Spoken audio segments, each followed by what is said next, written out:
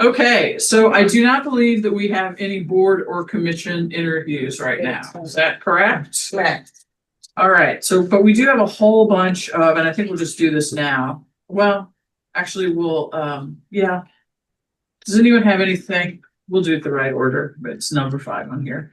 Does anybody have anything from the regular agenda that they want us to review or talk about? I'm gonna take that as a no. All right, updates. Emily, do you have some updates? Updates. Look at my notes. Green Space Advisory Commission met earlier this month, discussed the letter that we sent them regarding the fiscal year 26 budget and work plan, which was well received. Since then, they've also gotten a memo back from the city manager regarding the lighting ordinance and with some edits for that are needed. So that's kind of back on their work plan to work on those edits. And then I understand Dr. Peoples, it would come back to you for review. And then once acceptable, would move on to plan commission and then city council. Is that the right? Almost. I will review it at the same time, though I'll probably send it back to the planning director without it being an extra step, probably simultaneously. So we'll review for those key things, but then yes, we'll move on to the planning commission. Okay. So that's good. That's exciting. And there was a really good radio story about dark skies out of Kansas City yesterday that I'll try to send the link to council about, and trying to keep it simple and still make an impact on the sky while not reducing the lighting on the ground level, which is where we want it. Let's see. Also kind of related to green space, we've got the Great Rivers Greenway open house coming up September 4th at the rec center, and that I think begins at 6 p.m. And I know there was some communication plan to go out to different commissions about that. I'm not sure if that's already gone out or will be going out still. Will still be going out.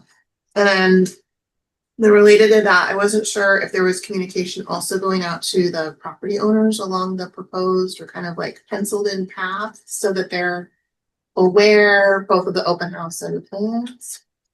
This is GRG's open house, so I don't know if they're planning on notifying property owners at this point in time. At some point in the process, they should be not necessarily before the open house, although I would like them to know that that is. I'm not disagreeing with you, it's just not our project, and so I don't want to commit to what GRG is going to do. What we can do, I can commit to, is either myself or Scott having that conversation with them and reminding them how important that public engagement is. I would appreciate that, especially since all the languages that GRG and the city are partnering on this. I feel like that even if we think it's their responsibility together, we gotta make sure that that happens. And then I don't know what the right timing is, but at some point I would like for council to update on that, talk about it. Maybe that's after the open house as opposed to the next council meeting. Do I need to submit a request to add that to a session? I would say yes. Okay. And again, not meaning to have semantics. We are partnering as we would partner with any community group, but it is their project. And so I'm not deflecting on the communication just because we wouldn't want to, but we don't have the inside details because we're not planning it. So again, we'll have those conversations with them and really impress upon them that it's important to council and the community that we have those updates. Yeah, I think that we as a council and a community, like what's the timeline, what are the steps, who decides the final path, all of those sorts of things. So I'll go ahead and put that request in. Great. Plan commission did not meet in August, so I don't have an update there, although we're talking about the comprehensive plan today, which is related to that. On Wednesday, I'm going to go to a town hall related to property taxes for the state of Missouri. It's the House Special Committee on Property Taxes to kind of hear what that's about and maybe say something if the opportunity arises. So that's this week. And then September 6th, which is after our next council meeting, but September 6th, which is a Saturday at 11, is the Webster Grove School District Back to School Barbecue at Ivory Crockett Park. So looking forward to that as a council member and as a parent this lovely back to school week. And those are my updates. Yes. Attended the National Night Out. I think you nudged my brain, so thanks for that. That was really fantastic. Both the police department and the fire department were in full performative form. It was really fantastic and great crowd. Lots of kids climbing on a lot of equipment that was weird to see in our rec center parking lot, but it was really good. Also attended the chamber after hours event, which again was a great crowd, lovely conversations, got to meet some peeps that I normally just say hello to in passing, so that was great. The mayor and I are working on Youth Summit with the school district, but I'm gonna let her give that report. And then IRB is rocking along, did the Bikes and Bites GDA tour mid-July, super fun and nerdy. It was fantastic. Our restaurants, and I was like maybe one of 2 or 3 people from Webster. It was like really exciting to like just and be hanging out with people and showing Webster off in a really brief way. It was fun. And then I did present in my Cool Cities STL capacity to the 24-1 and had a really fantastic time with that group of mayors, inviting them to our next pop-up, which is going to be next Thursday on the 28th, talking about stormwater. And I know Sanana's already signed up for that, and Mayor Arnold has signed up for that. So thanks. If I missed anybody, I'm sorry. But they brought up 2 really cool things at that meeting that I wanted to share with you all. One of them is the domestic abuse awareness. And there's all sorts of different ways to share that level of awareness with our community. And I'd love to have a conversation about that down the line. October is that awareness month. And I just think it's a really important thing because it happens in every community, unfortunately. And then they had their I'm not exactly sure, not all municipalities of the 24-1 are a part of this, where they're sharing police services, but they talked about their emergency readiness. And I have some information on that, just like who has what equipment, talking with each other. What does it look like to respond to, a tornado, or what we unfortunately are probably going to be in more practice of this as we deal with the impacts of climate change. I thought that was fascinating, and I've already spoken with Dr. Peoples about it, and I'll continue on, trying to advocate to make sure we're all ready as well. And BDC had a meeting. Their next coffee is the 18th at the rec center at 8 a.m.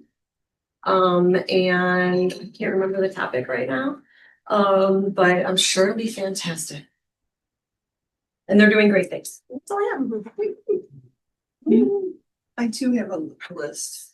However, they're all cool things, and I think it's half of this because we're gearing up for the fall, back to school time. Everyone gets busy.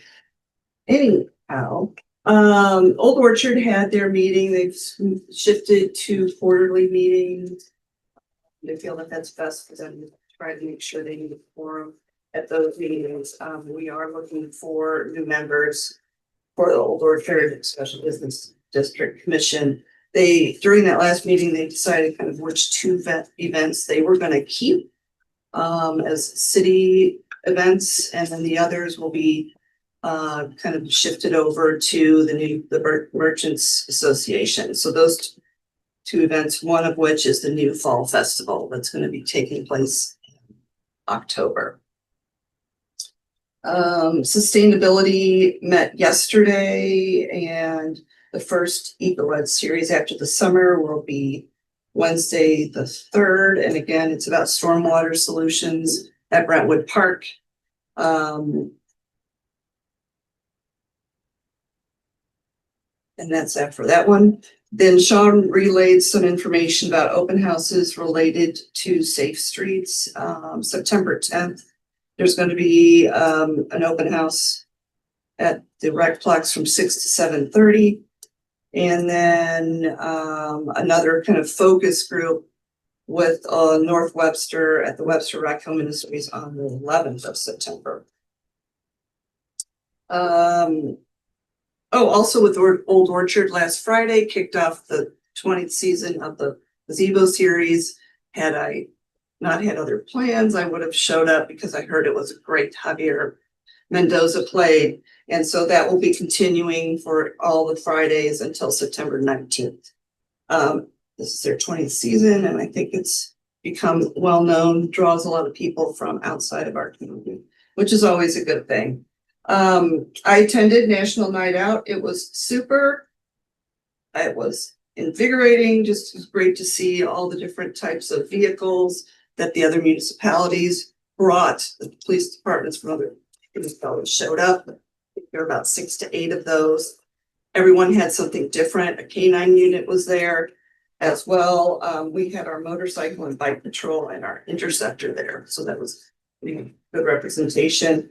And then finally, I too attended the BDC happy hour, which was well attended and good fun. And again, I think people are getting energized and ready for a ball.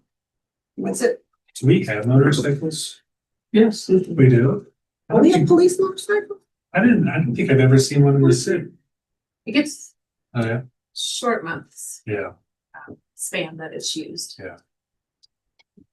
Emerson, so we don't forget you, I'm gonna see if you have any updates right now.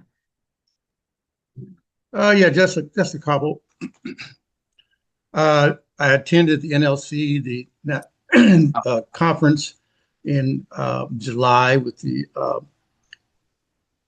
Black elected officials. And we had about a 3 days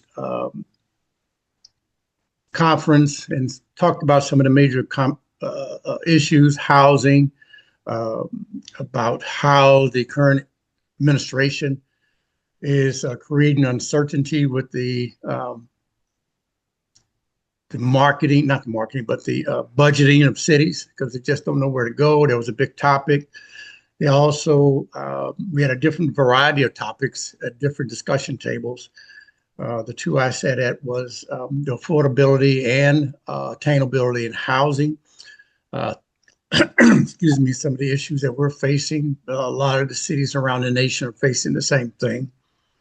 And we discussed sustainability issues and different ways that we can create sustainability in our community. And they focused on solar energy as well, how that has helped. I think it was Arizona. I think it was a credit, not a credit union, a city administrator Arizona is saying how they're using solar energy for their communities. And also sat in, I believe last week, a conference, not a conference, a Zoom meeting with the Great Rivers Greenway. It was one of 3, I believe. And they shared during that Zoom meeting the different options that they're looking at. Nothing had been decided upon. And I think it's 2 more scheduled that council can sign up for individually to talk to the representatives. Mara was there. She was one of the lead individuals for the Greenway discussion. So they had a lot of good information, and actually Mara was very helpful. She was familiar with the landscape and updated them on things that would be good and what would be bad, and the different difficulties we might see. So it was good. We met maybe about an hour, 15 minutes. So I think I enjoyed that. Other than that, that's all I got.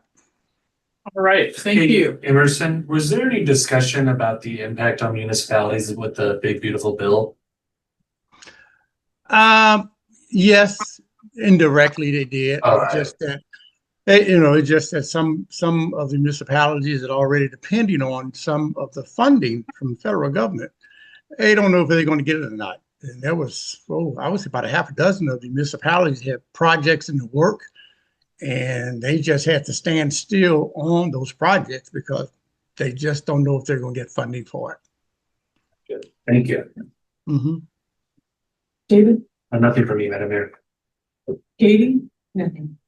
Mr. City Attorney, I have nothing else. Madam City Manager. Just one item, tree inventory RFP, which I know is of interest to several of the council members, is out and on the website. So we are making headway with that. Yeah. I do have a few things. I heard from Mayor Shipley of Crestwood. He is making an effort to go back to MSD and restore the OMCI funding for the Gravois Creek watershed. It appears, we had it restored in Deer Creek. They counted when they got votes from municipalities, they counted non-responses as no's. And so we were able to turn that around. The same thing apparently happened at Gravois Creek. I went ahead and said that, yes, we would be a yes vote on that because we had decided that earlier, but I wanted to make sure knew that was moving forward again. As Jamie mentioned, the Youth Summit is coming up next month. I sent each of you a link to the agenda, hoping that if you are available and would like to join us, you can pick a time or a little section that you might be interested in. So please let me know about that. And Jamie and I'll make sure we work you all into it. I was at the Churches Together for Justice Affordable Housing panel today. That's 5 municipalities there trying to work with city leadership, both city managers, directors of planning, to see what residents across 5 cities can do for affordable housing. Traffic Advisory Commission met. They had, their July open house kind of meeting that they, reviewed that a little bit. They went, well, they're trying to decide what to do next. And one of the nice things is that they are very aware in terms of presentations, what they do next has to work with Safe Streets for All. So it's not a competition. It is a collaboration in that sense. And they did, by the way, take the city manager's recommendation on Gore. So they will not be asking council to take any action on Gore. And then the last thing is a couple of things about boards and commissions. We have a chairs and vice chairs meeting set up for September. But one thing that's come up, Katie and Marie and I met this week, is that we have some boards and commissions meeting without a quorum present as sort of work sessions. And generally, I think, and I wanted to hear from you all, but the consensus among the 3 of us is that if we don't have a quorum, people probably shouldn't be meeting because they have no authority to make any decisions with less than a quorum. And so I just wanted to hear a little feedback if that is something that you all agree with, or is there something we haven't thought about in terms of letting boards or commissions go forward? We're not talking about subcommittees that they've defined. That was my question. Yeah, if you have an actual meeting of the board or commission and you don't have a quorum, I think the best guidance, and Neil, you can tell me if I'm wrong, but the best guidance would be not to have them meet. I agree with you 100%. I think you perhaps suggest that you're making decisions and acting on the business of the city when you're not. Yeah. And so again, just to avoid any confusion, any misunderstandings, it's just simply better not to. And again, I'm taking into account the fact that people are coming in and, they may want to make use of their time anyway. You really can't. I think the other thing related to that then is discovering in advance whether you're going to have a quorum, right? And so I know that when the agenda goes out, typically there is kind of a roll call that's asked for. And speaking to the liaisons for the commissions that I belong to, sometimes they don't get responses to that. So I'm going to suggest that we have some sort of cutoff, whether it's if there's not a quorum that's RSVP'd yes by 48 hours in advance or something like that, that we go ahead and cancel the meeting. Because it's not a good use of staff time really, or your time, if people are running around trying to chase people down to get them to RSVP yes. We can discuss all this with the chairs and the vice chairs, but we got a lot of boards and commissions that'll meet between now and then. I don't know, the 48-hour thing, I just pulled out of the thin air. So if you have other thoughts on what might be better, or if you want to talk to the boards, your individual board and commission liaisons and chairs and figure out a rule in terms of timing. I don't know. Katie, Marie, do you want to make any comments on this? I think even 24 hours would be helpful. In our meeting that the three of us had, with Katie and I, and we haven't been tracking it, putting pen to paper, but anecdotally, it seems to be a lot more frequently over the last few months. Maybe some of that summer schedule is just people being busy, but it is the lack of responses when those agendas go out. And so it's not only frustrating for staff, it's frustrating for the other boards and commission members who do show up. So what we are encountering is then some of the discussion occurs anyway, or all of the discussion occurs, which does allude to a meeting, but there's a lot of questions that go, in that. If there's not an official meeting, do staff need to stay for that meeting then? And so it would, I think, be a lot cleaner just to simply say whatever that cutoff that council comes off with, that there just simply is not a meeting if there's not one. Katie, What she said. Okay, there we go. All right, so are we comfortable? 24 hours is fine with me. Are we Yeah. comfortable with that? Okay, Mhm. can we share that please with board and commission chairs? And would you all share with liaisons directly? Yeah. That way they know as well. Absolutely. And then we'll make sure we go over the reasoning with the chairs and the vice chairs in our September meeting. The other thing is, we are starting to look at repeat absences. Just, for actually both commissions, it's come up. So maybe that's something you can relay again. Maybe they can see if anybody, the secretary can check to make sure you've had everybody showing up Thank you. most of the time. That's an excellent point, because I skipped over when I said we're having the chairs meeting. If there's anything that you think we should be talking about in that meeting, please let myself or Katie or Marie know, because we do Neil's done a very good job with sunshine stuff for a couple of years now. So I think we can shrink the sunshine time in that meeting to talk a little bit more about meeting management and That'd be things great. like that. Yes. Meeting management, I think, would be great. I think, this is more sunshine, but the need to blind copy and not have kind of electronic email meetings going forward. We got an update on that in Green Space, which I think was well timed and appreciated. So probably other commissions that could use that update as well. Yeah, and we do already have the document sharing on the list of agenda items. So And if there's like a standard agenda template, because I know a lot of them are like kind of do their own thing and are a little bit different. There's a resource like that might be helpful there as well. all right, excellent. Okay, here and now is the point where someone has remembered something. Well, oh, Karen, that's right. I'm sorry. You were, yeah, we started without you. Please go ahead. I apologize. And so with the HPC, we had discussion, a very long discussion about the front entry garage. And so what was asked is if we could just kind of slow down the conversation and maybe look at it more holistically in terms of an overarching review of the different things that we could do to address affordability, such as the doing things, or what can we do to reduce or prevent people or discourage people from the tear downs of the buildings, so that we don't, we're not losing those smaller things, and we're having more of that type of an inventory available for our residents. And what can we do about the fixed area ratios, so that's preventing, the tear down, and then, the guidelines, the zonings that's allowing these larger houses that are the builders, are not really the people. Right. And so we thought that was a good idea. So I did mention that we shared that with Marie and Laura, and it just, the timing is perfect for that, because with the things that we're doing with the comprehensive plan, that can be many of those things that we talked about are things that are being discussed in the plan. And so using that as our venue to have more discussions with the plans, with the boards and commissions, as a representative for the community and what have you, and then sort of take it from there. So Dr. Peoples, you want to talk about the change? Yeah, so if everybody has or if anybody has an hour that they're wanting to share, watching the HPC conversation might be helpful. And it was very enlightening because there is a lot of interest.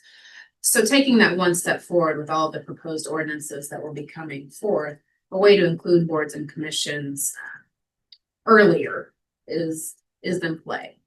Elliot and I, before that HPC meeting, we had already talked about a process to include plan commission within the front entry garage door discussions. And so we're going to take that model and just expand that to sustainability, ARB, plan commission, and HPC. So, and I have an email formatted that I'll send to all of you. So just a quick and dirty will be that we're going to bring forth those code revisions as planned still on the council agenda.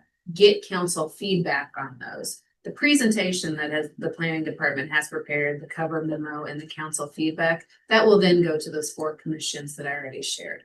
They're going to be given a time frame of 2 meetings or 2 months, however that works out, to discuss it and then so whether come to consensus, offer their feedback, whatever that looks like, and provide feedback back to the planning departments to incorporate. And then it will be scheduled back on the agenda and council will receive all of those commissions' feedback.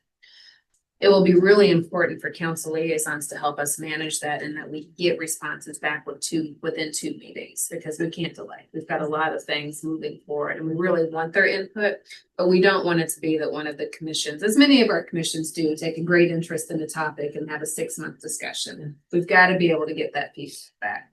But anyway, so that is what we're going to do to kind of preload those conversations and give them the materials that council's already had. They can also go back and watch the presentation to council. They can hear the commentary if they choose to do that or not. But we think that'll help have a better informed process as well as they represent residents. And so that'll help get some feedback in some other manners and maybe answer some of the council questions and concerns. So The only thing I would add is I also think it may serve as a good template as we go through implementation of the comprehensive plan and we have multiple boards or commissions that want to weigh in on a topic. If we can get in the habit of doing it this way, it's not going to hold us up too long. it really shouldn't. I think the 2 months makes sense. And for larger things, because there's not time in order to get things done, to have town halls or other large engagement on each of these. We will encounter larger proposed revisions as we get down the comprehensive plan road that we will want, larger town halls, public engagement. So we can kind of package those together as we get to that stage. But for some of these other ones, we'll try this process and see how it goes. I think this is so smart and I'm really appreciative of this approach because our boards and commissions are stacked with experts in their field and passionate people who are dedicated to the well-being of our city. Not always right. I was on a commission for many years, but I really appreciate this approach and including them in the planning and it just signals to them, and it is true that they're an important part of, what we're doing here. So thank you for that. Additionally, I think, Oh, okay. nice, go. I think whatever, I don't think I have any of those commissions as a liaison, but just a little help as a former chair of making sure that this is a line item on their agendas and that sort of thing. Last thing, Madam Mayor, that I would say about that, I had a question. I don't remember where it came from, but about process, wanted to know if it made sense to have those 4 boards and commissions review things first and then feed it up through council. I don't believe it does make sense, and we're going to try it the way that I said it, because there may be some ordinances that council is not interested or it's not the right timing. I think we need the council feedback and direction. Is it even something that we're interested in changing before we direct it and ask for the advocacy from the boards and commissions? So if you get that question, that's why we're going with this process. And of course, the boards and commissions, if they're ever interested in an ordinance, they have the opportunity to discuss that themselves anyway. Can you please repeat the commissions? Absolutely. Sustainability, Plan Commission, HPC, and ARB. Okay. I am on here. May I add, at least for the dark skies, green space? That is their initiative. Yeah, so right now this is front facing garages because we have actual language. Dark skies was, I think that is a good example That'll of be the. coming later. right? It will, but I think that's a good example of an ordinance change that has come organically through a commission up Oh. through council. What we're talking about is the Council, revert, okay, absolutely. So Okay. dark skies that will That of makes course go sense. back to green space. And I don't know whether it's necessary or not, but let's all keep in mind that there's gonna come a point in time when we're gonna get conflicting advice from different commissions. And there will be some different opinions on different commissions, and that these are advisory commissions. Ultimately, it's still our responsibility to make some decisions. All right, So the front facing garage is not going forward right now. it's gonna go back to these commissions for input right now. Okay. One more thing, and I'll be so quick. To David's point about the budget that was passed by the federal government, I had a conversation with the BDC, and I just want to underscore here the impact that potentially has on our main streets. When people start to tighten up their spending, it's we are filled with a community of restaurants and retail. Yeah. That folks might see that they don't need to spend their money there right now. So just connecting those dots for folks in general, that we just need to be really cautious and aware. That's all. I'm waiting for what comes next. Thank you. Thank you, everybody. All right, I believe now it is time for us to go to our main topic of the work session, which is the year-end budget report. Mr. Donovan. Thank you, Madam Mayor. Members of the council. Everyone.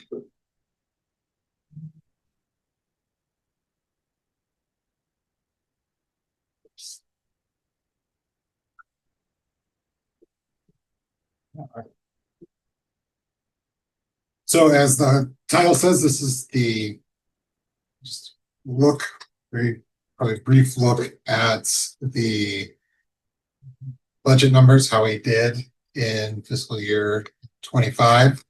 We'll stress that this is all pre-audit. There's always some invoice or thing that trickles in that needs to be recorded before we get to things, but the audit starts in earnest in September.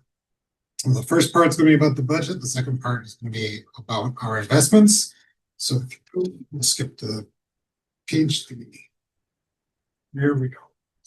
So this is an all funds look, and you can see that our budget as amended, we looked at, we're looking at a $2.8 million deficit. We came out $5.5 million ahead in terms of actuals, and not going to spend a lot of time on this because it's primarily the numbers here are so different because of Destination WG. So with the sale of the bonds coming in at $1 million, almost $1 million more than expected because of the premium we received, as well as some other big ticket items that we had this year in different pieces. And then with respect to Destination WG, money that didn't get spent during the fiscal year, but is being spent in this fiscal year. For instance, the ice rink, we still got $2 million to go. So I'm more interested, I think, and all of you will be in the next slide, which is the general funds. And so the general fund, we had at the outset an anticipated budget deficit of 400,000, and we ended up with a $2 million budget surplus. Now, how does this happen?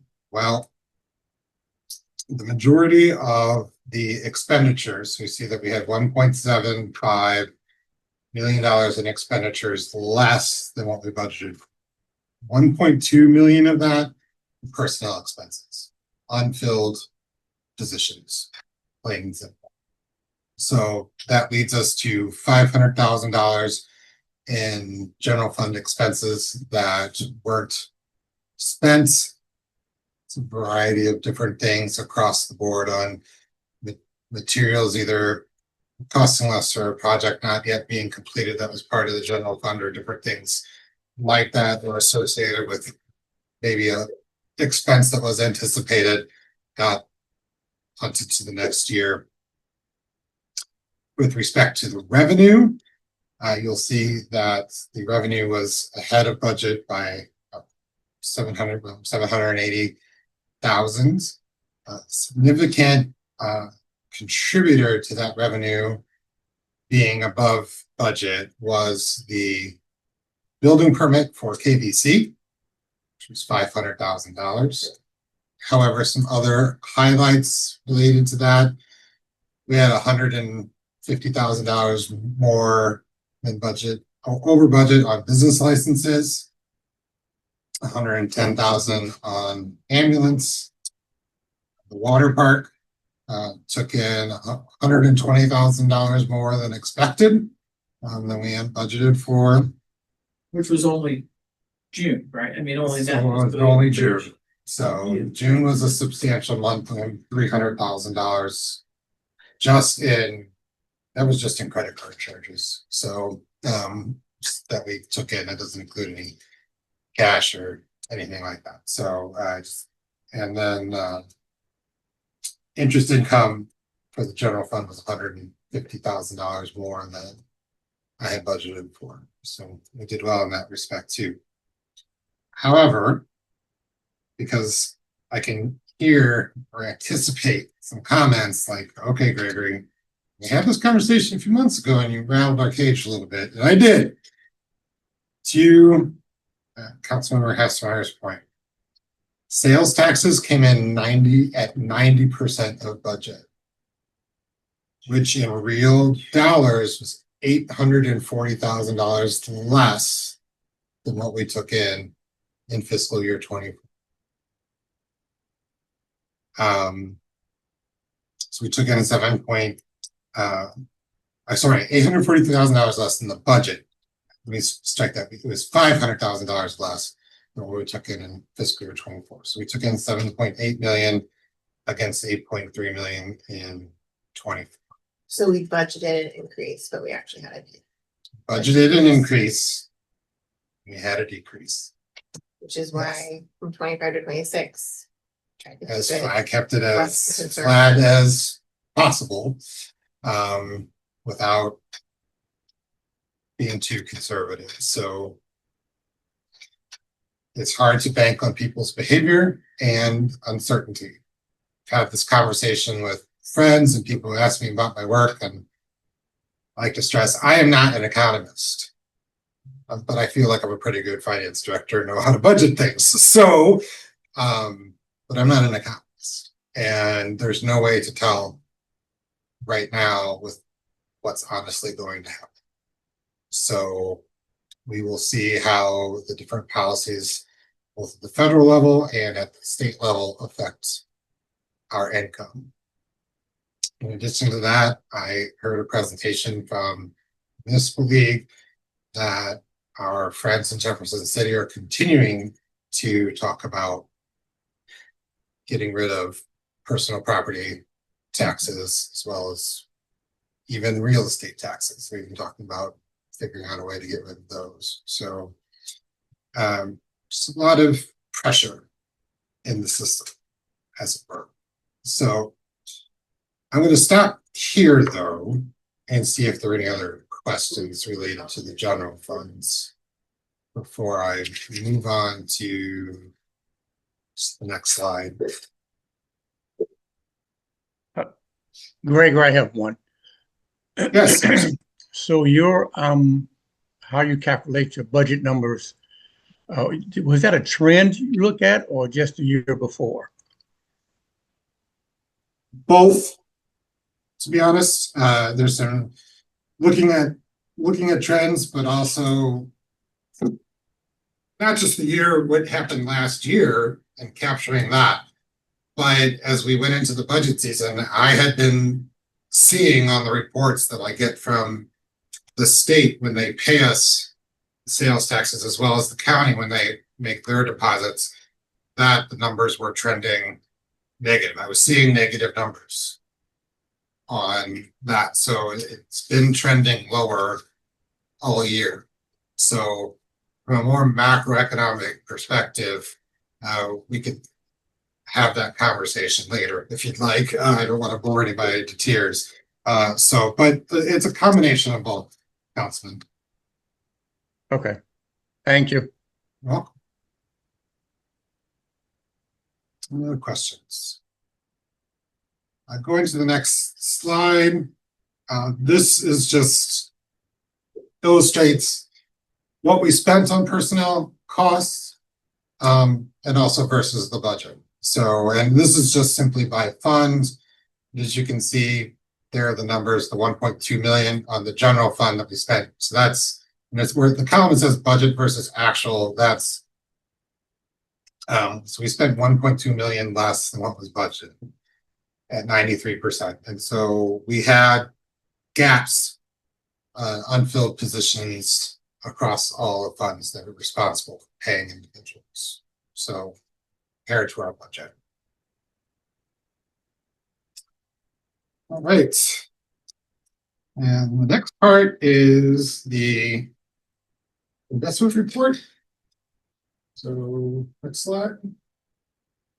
We ended the year with total investments in cash, $41 million. 28.8 million of that is invested and earning interest somewhere between, actually, even though the yield spread says 1.41, that's more of our rotating fund that we have. All of our investments right now are at 3.5% or higher in that space. So it's getting more compressed. The weighted yield is 3.99, so 4%.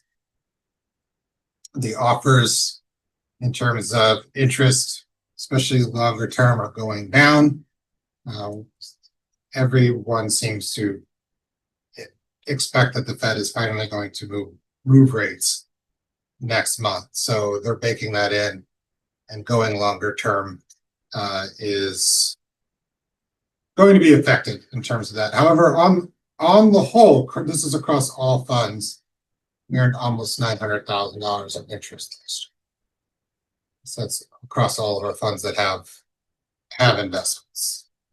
And our average weighted yield is 221 days, which means that the majority of our investments are still short term. And primary reason for that is the continued need for liquidity to fund projects. However, now that the water park is finished, we have $2 million to go on the ice rink, and then we have to start to have conversations about what other projects are near term, longer term, and balance all this out so we can continue to maximize our rate of return. So we're still keeping an eye on that. That's all I got. All right. Any questions? All right, thank you very much. You're very welcome. It's my pleasure. Right, So- we've been, Thanks, right. we've been, I'm no, sorry, I'm just thinking there's some very colorful drinks with umbrellas. Headed to the we wish you well. Thank you for all of this. All right, we have some appointments and reappointments to consider, mostly reappointments. Architecture Review Board, David Yates. Is there any objection, or do we need any discussion? How about this? We're gonna assume reappointments are gonna happen unless someone tells me that they need a discussion as we go down the names. It's because we've got like 10 names here. All right, so David Yates. Yes. Okay. Alex Olmsted from the Arts Commission. David, you're the. Oh, yes, absolutely. Okay. Ben Eckler, Parks and Recreation. Okay. Susan Sonderman, Traffic Advisory, Chair said yes, she's been a very active member. And then also Traffic Advisory, Jason Jordan has been serving as an alternate member. He would like to be considered for full membership, and there is an opening because of a resignation. Jace the chair as well as me as the liaison. I think that would be great. Any objections to that? Okay. And then we've got 3 from Plan Commission. All 3 are reappointments. Michael Betcher. And I, as you can tell, guys, I'm looking at the liaisons Yeah. first here. Okay. Grace Clapper, Yes, okay, and then Tony Hunt. yes. I support that. I would like some more information about staff concerns with Tony. Okay, I don't know if that's for a later discussion or now. I do. I'm gonna ask, would you like to have that discussion now? Would you like to? Whatever I would like- protocol is, how. I don't think we have protocol. You know, I mean, if there's concerns from staff about interaction or engagement, or if that's slowing things down, or if that's hampering move forward movement, I mean, I would like to know what that is. As a liaison, I haven't seen that. I've seen engagement and good comments and, you know, hard questions, but I haven't seen obstruction or anything. That, I mean, that's from, as a council liaison and stuff. And so that's what I'm asking, what have we seen or heard from the staff?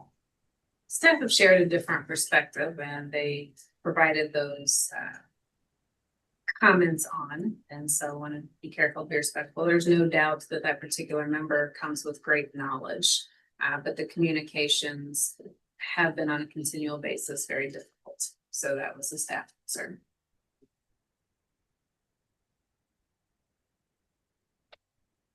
Because we don't have protocol, we've done the rest of these by voice vote. Is there further discussion that people would like to engage in?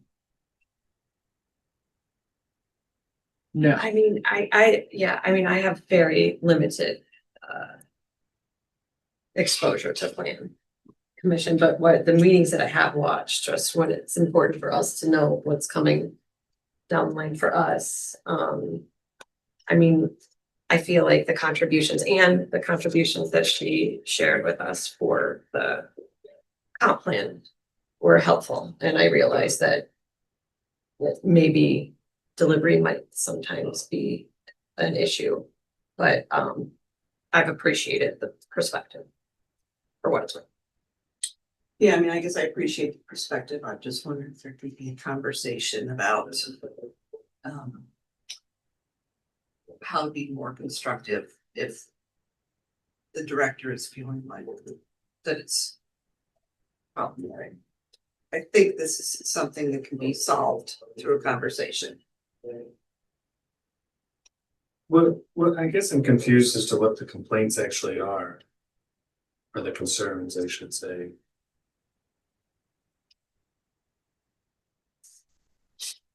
I don't know that I'm equipped to answer that. I share my personal perspective.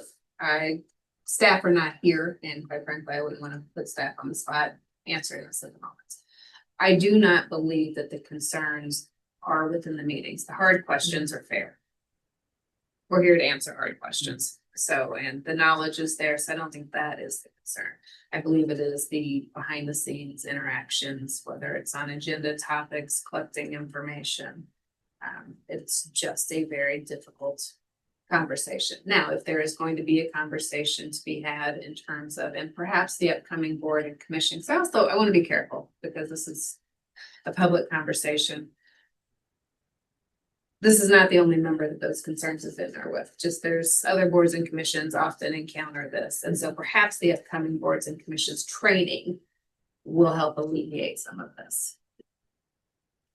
It's a good opportunity. It is a good opportunity. I don't know if this reappointment has to take place tonight or not. This is fully a council decision. I don't want to sway that, but if there's other conversations or information perhaps that you guys would like from staff, maybe there's an opportunity to gather that.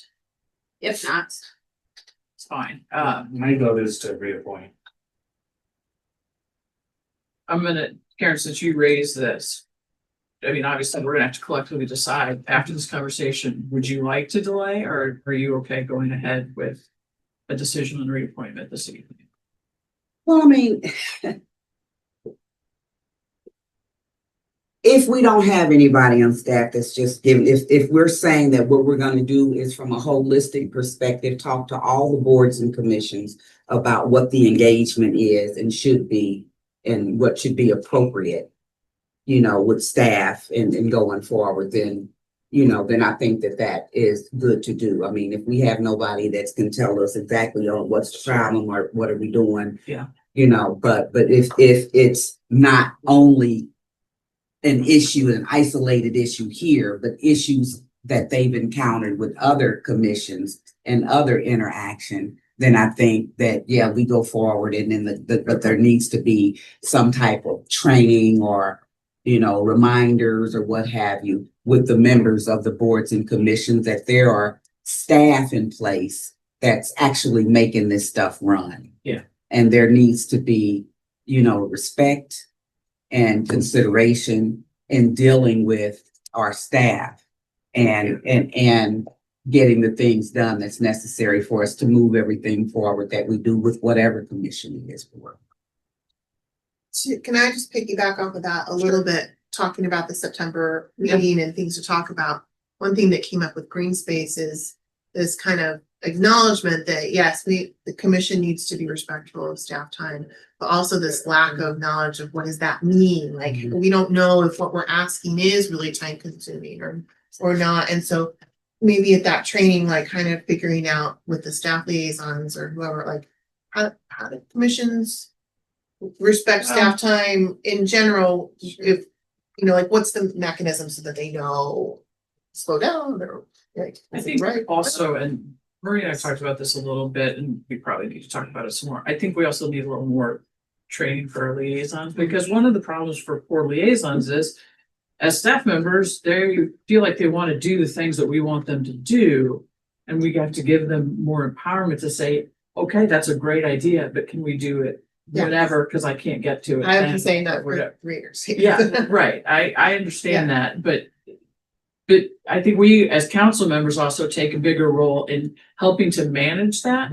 Because you think about the power balances that are there on the commission, in many ways, our voices are, they're not louder because we speak more loudly, it's just the role we play. And so I do think we need to, obviously we can put that on the chairs and vice chairs. And I think frankly, it was already on our agenda as we were thinking about it. But I do also think we as council members have to take some responsibility for that, as well as empowering the liaisons a little bit more to say that is too much time, or, you know, give me a couple months, not the next meeting. Ditto to all of that, and rephrasing a little bit, because some of it's staff time, other pieces, I really think the annual work plans the boards and commissions did are going to help set that pace, because a lot of it was just having so many projects. If the boards and commissions are sticking with their staff plan, then staff has the opportunity to build that already into their time, and so that solves a lot of the problem. And then some of it's just not cut and dry, because a lot of it is other staff, like the liaison may say, sure, we can create a Oh, yeah. video, But but they're not the ones affairs creating and- it. So it's, Yes. but yes, we will certainly try to shore that up. I think the work plans are gonna be the answer. In this instance, it wasn't so much staff time, though. It really goes back to the conversation of how we're treating staff, and happy to have that conversation. And I don't know how protocols can be improved. Thank you, Mayor, for acknowledging we haven't really had a protocol. This is the first time. But this is one of those instances where staff are asked, but it's also a very uncomfortable place for staff to be, because they then are going to continue working with people that are reappointed. So I'm not sure that that is the best protocol. Let us live and learn more. Learning all the time. Sounds like a prayer every day. All right. Having said this now, reappointment. Do we need a formal vote on reappointment, or just a little voice vote here? Please. All in favor of reappointing, please say aye. I, Opposed? Okay. We have 2 resignations, Angela. you say Angel. Angel, Mhm. jeez. I was so worried about not saying her last name right. properly. I said the first name, so I'm sorry, Angel. She has resigned, but she'll fill out her term until November, but that means Old Orchard, we definitely need some people. I have renewed communication with Webster University about that, but we also probably need to look other places. And then I said there was a resignation from traffic advisory, and that was Chris Redford, who's past chair, who has now resigned. I know, he worked hard and Yes. did really nice things. Okay, we have a few minutes before we're scheduled to begin in the other room. And so why not, and it's gonna be a pretty long discussion, so we can all take a couple minutes and we can reconvene 7:30 or a touch after to get going on our regular meeting. Okay. Jeannie, you got your fix. If you want to send. All right, let's call this meeting to order, please. Welcome to the regular meeting of the City Council. We welcome questions, ideas, comments from persons in attendance. But you will get to make your comments when recognized by the mayor, which that would be me at this point. 3 minutes for comments. And we'd ask that if you'd like to make a comment, you fill out a speaker card. There's some right there on the table and a writing implement. You can just hand them in to Karen on the end here of the dais. And if you are on Zoom, we will ask you to use the raise your hand function, and we will call on you at that time for your opportunity to make a public comment. We will start as usual with the roll call. Mayor Arnold, Here. Councilmember Bliss. Here. Councilmember Franklin, Here. Councilmember Smith, Here. Councilmember Alexander. Here. Councilmember Hickson Shepherd. Here. Councilmember Hassemeyer. All right, we will start with the cards I have for people in the room before we go online. And the first card I have is for former council member Sarah Richardson. And if when you come up, I know that Sarah knows how to model this behavior. If you'll give us your name and your address, then your 3 minutes begin.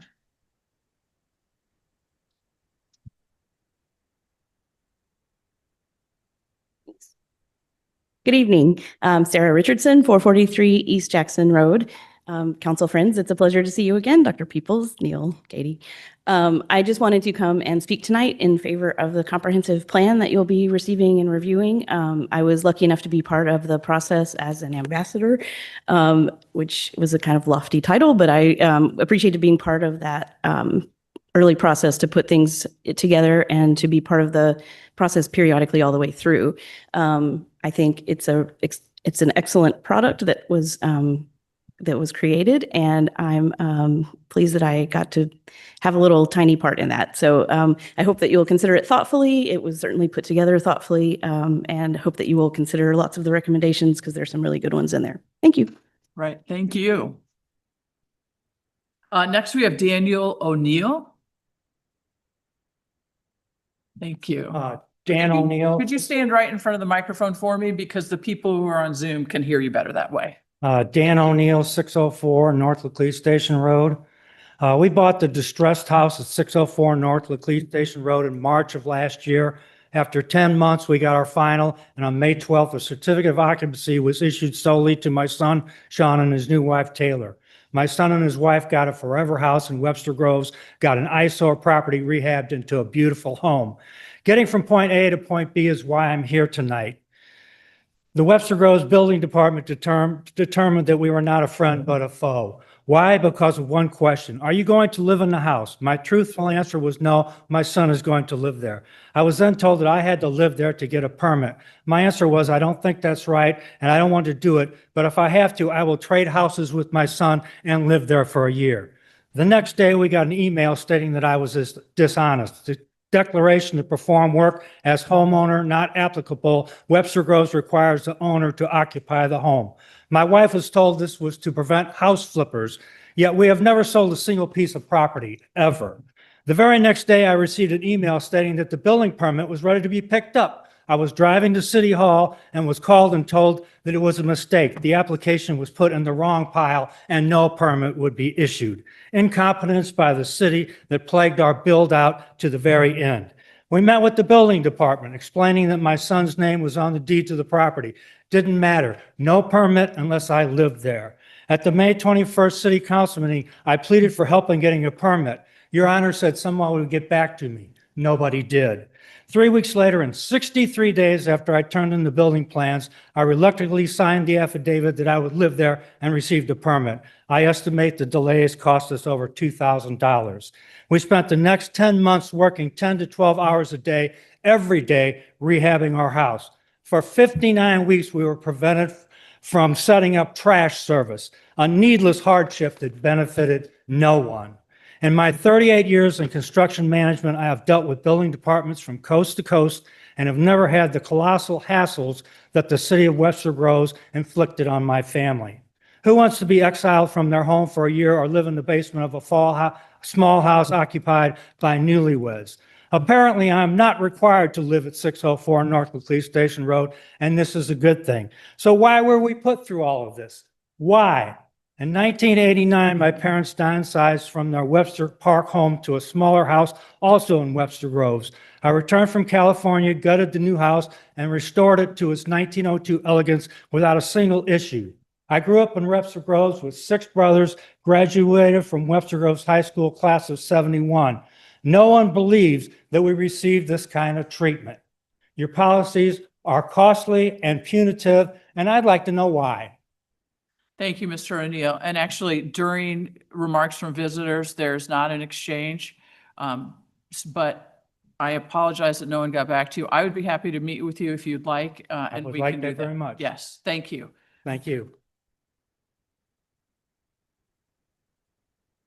All right. Next we have Bridget Mitchell.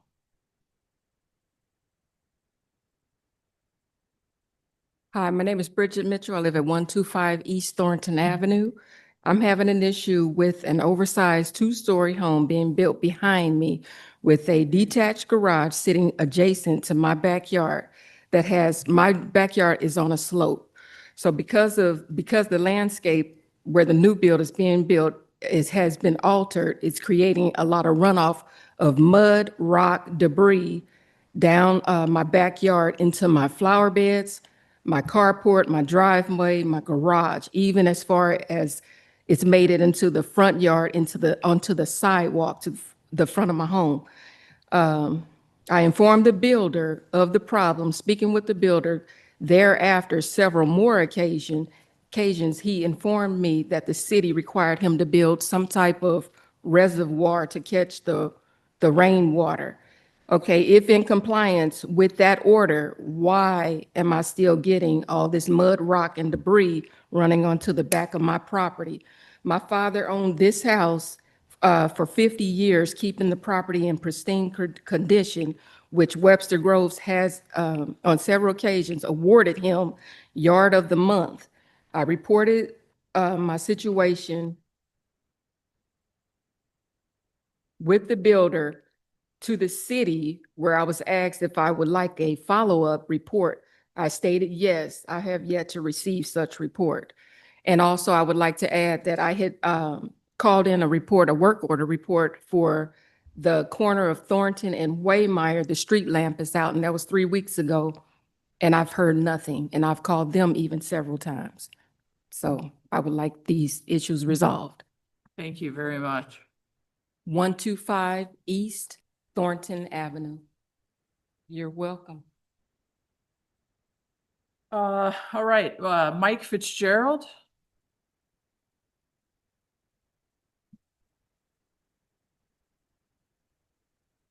Good evening. My name is Mike Fitzgerald, 729 Cleveland Avenue, Kirkwood.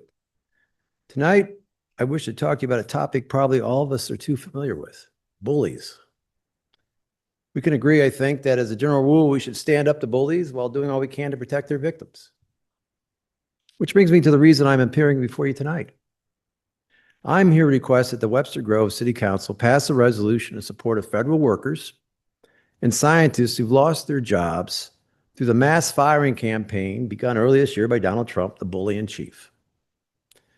The resolution I'm asking to adopt is similar to the one that the St. Louis County Council adopted in early March and that the Richmond Heights City Council passed just a few weeks ago. In addition, the County Council is sponsoring a resource fairs to help fired federal workers find new jobs, as well as a website to enable them to apply for county jobs. I am calling on you to pass this resolution because in the 7 months that have passed since Trump returned to office, he has accelerated his attacks on the federal workforce by shutting down entire agencies and erasing collective bargaining agreements in brazen violation of the law. So far, nearly 300,000 federal workers have been forced from their jobs since late January or face planned reductions. That's more than 10% of the entire federal workforce. In St. Louis County alone, there are more than 25,000 federal workers, and at least 3,000 have lost their jobs or soon will because of planned reductions. What's more, Trump has taken a sledgehammer to America's scientific, public health, and academic infrastructures as he extorts universities and denies visas to foreign students. Furthermore, he's withheld tens of billions of dollars in vital funding for research in everything from cures for cancer to Alzheimer's disease. As a result, thousands of scientists have lost their jobs and are migrating to other countries. Meanwhile, the bully in chief's attacks on science, education, and the rule of law have made our nation less free, less safe, less democratic, and increasingly an international outcast. Passing this resolution is not a one-way street, however. You will also be doing something very important for yourselves. You will be standing up to Trump and his minions. You will be saying no to the bully in chief embrace of dictators like Putin and his unprecedented corruption. You'll be saying no to Trump's constant lies, perpetual gaslighting, and his self-destructive trade wars. You'll be saying no to his absurd efforts to distract from his sordid presence in the Epstein files. Finally, you'll be saying no to the laughably false claims he's made that crime rates are soaring in Washington, D.C., that mail-in voting is rigged, and that he ended 7 wars. Spoiler alert. No, they aren't. No, it isn't. And no, he didn't. Ladies and gentlemen, this is what I know for sure. History is kind to those who stand up to bullies and harsh to those who bend the knee and let the bully do as he pleases. Because standing up to the bully takes guts. And because it's the only way to protect our democracy, especially now, with a president who thinks he's a king. Standing at the bullies, that is the only way I can look at myself in the mirror and the only way I can sleep at night. I wish the same for all of you. Thank you. Thank you, Mr. Fitzgerald. Next, we have Nancy Coors.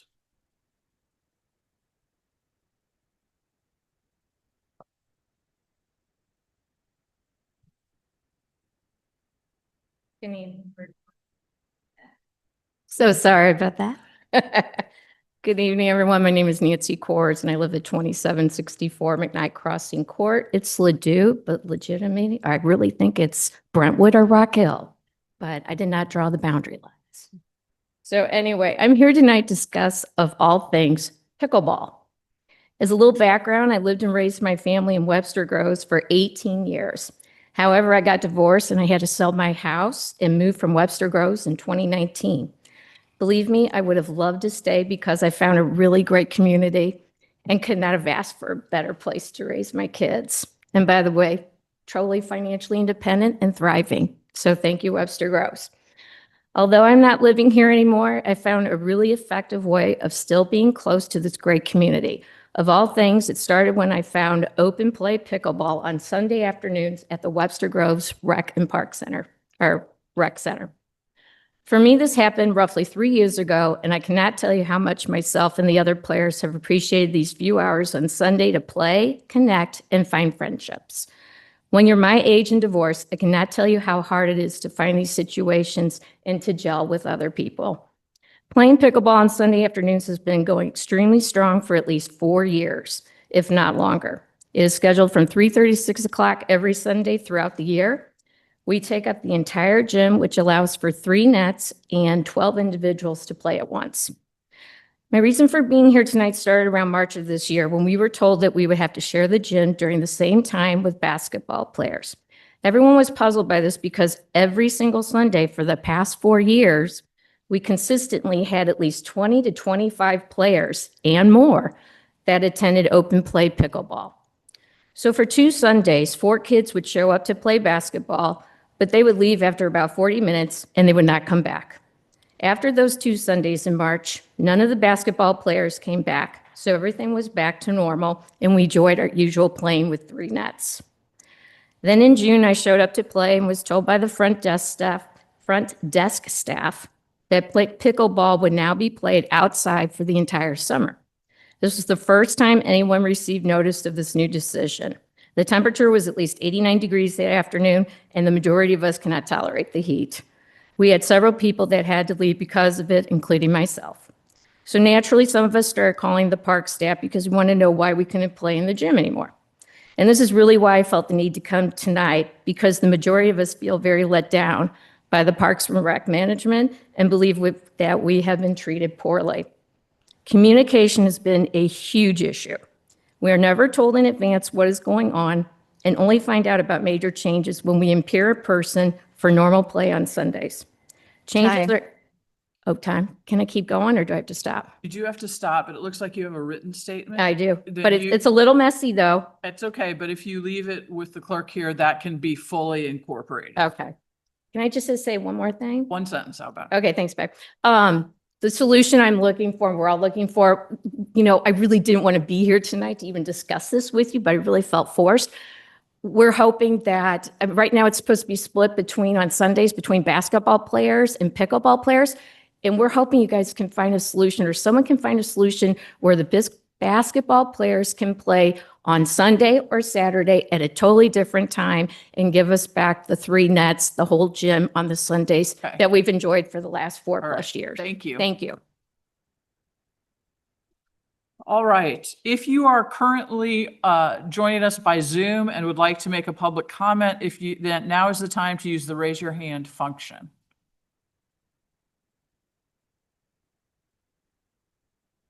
Okay, I don't see anyone raising their hand, so we will continue. Thank you all, community members who made a comment. We're going to move on to our presentations and discussions, and we will start with Library Director Madison Morris, who has our annual library budget report.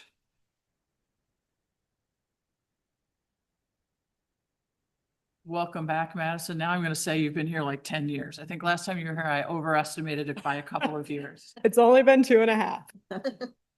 But we can say 10 if you want to. Thank you for having me. I appreciate the FaceTime you give me every year.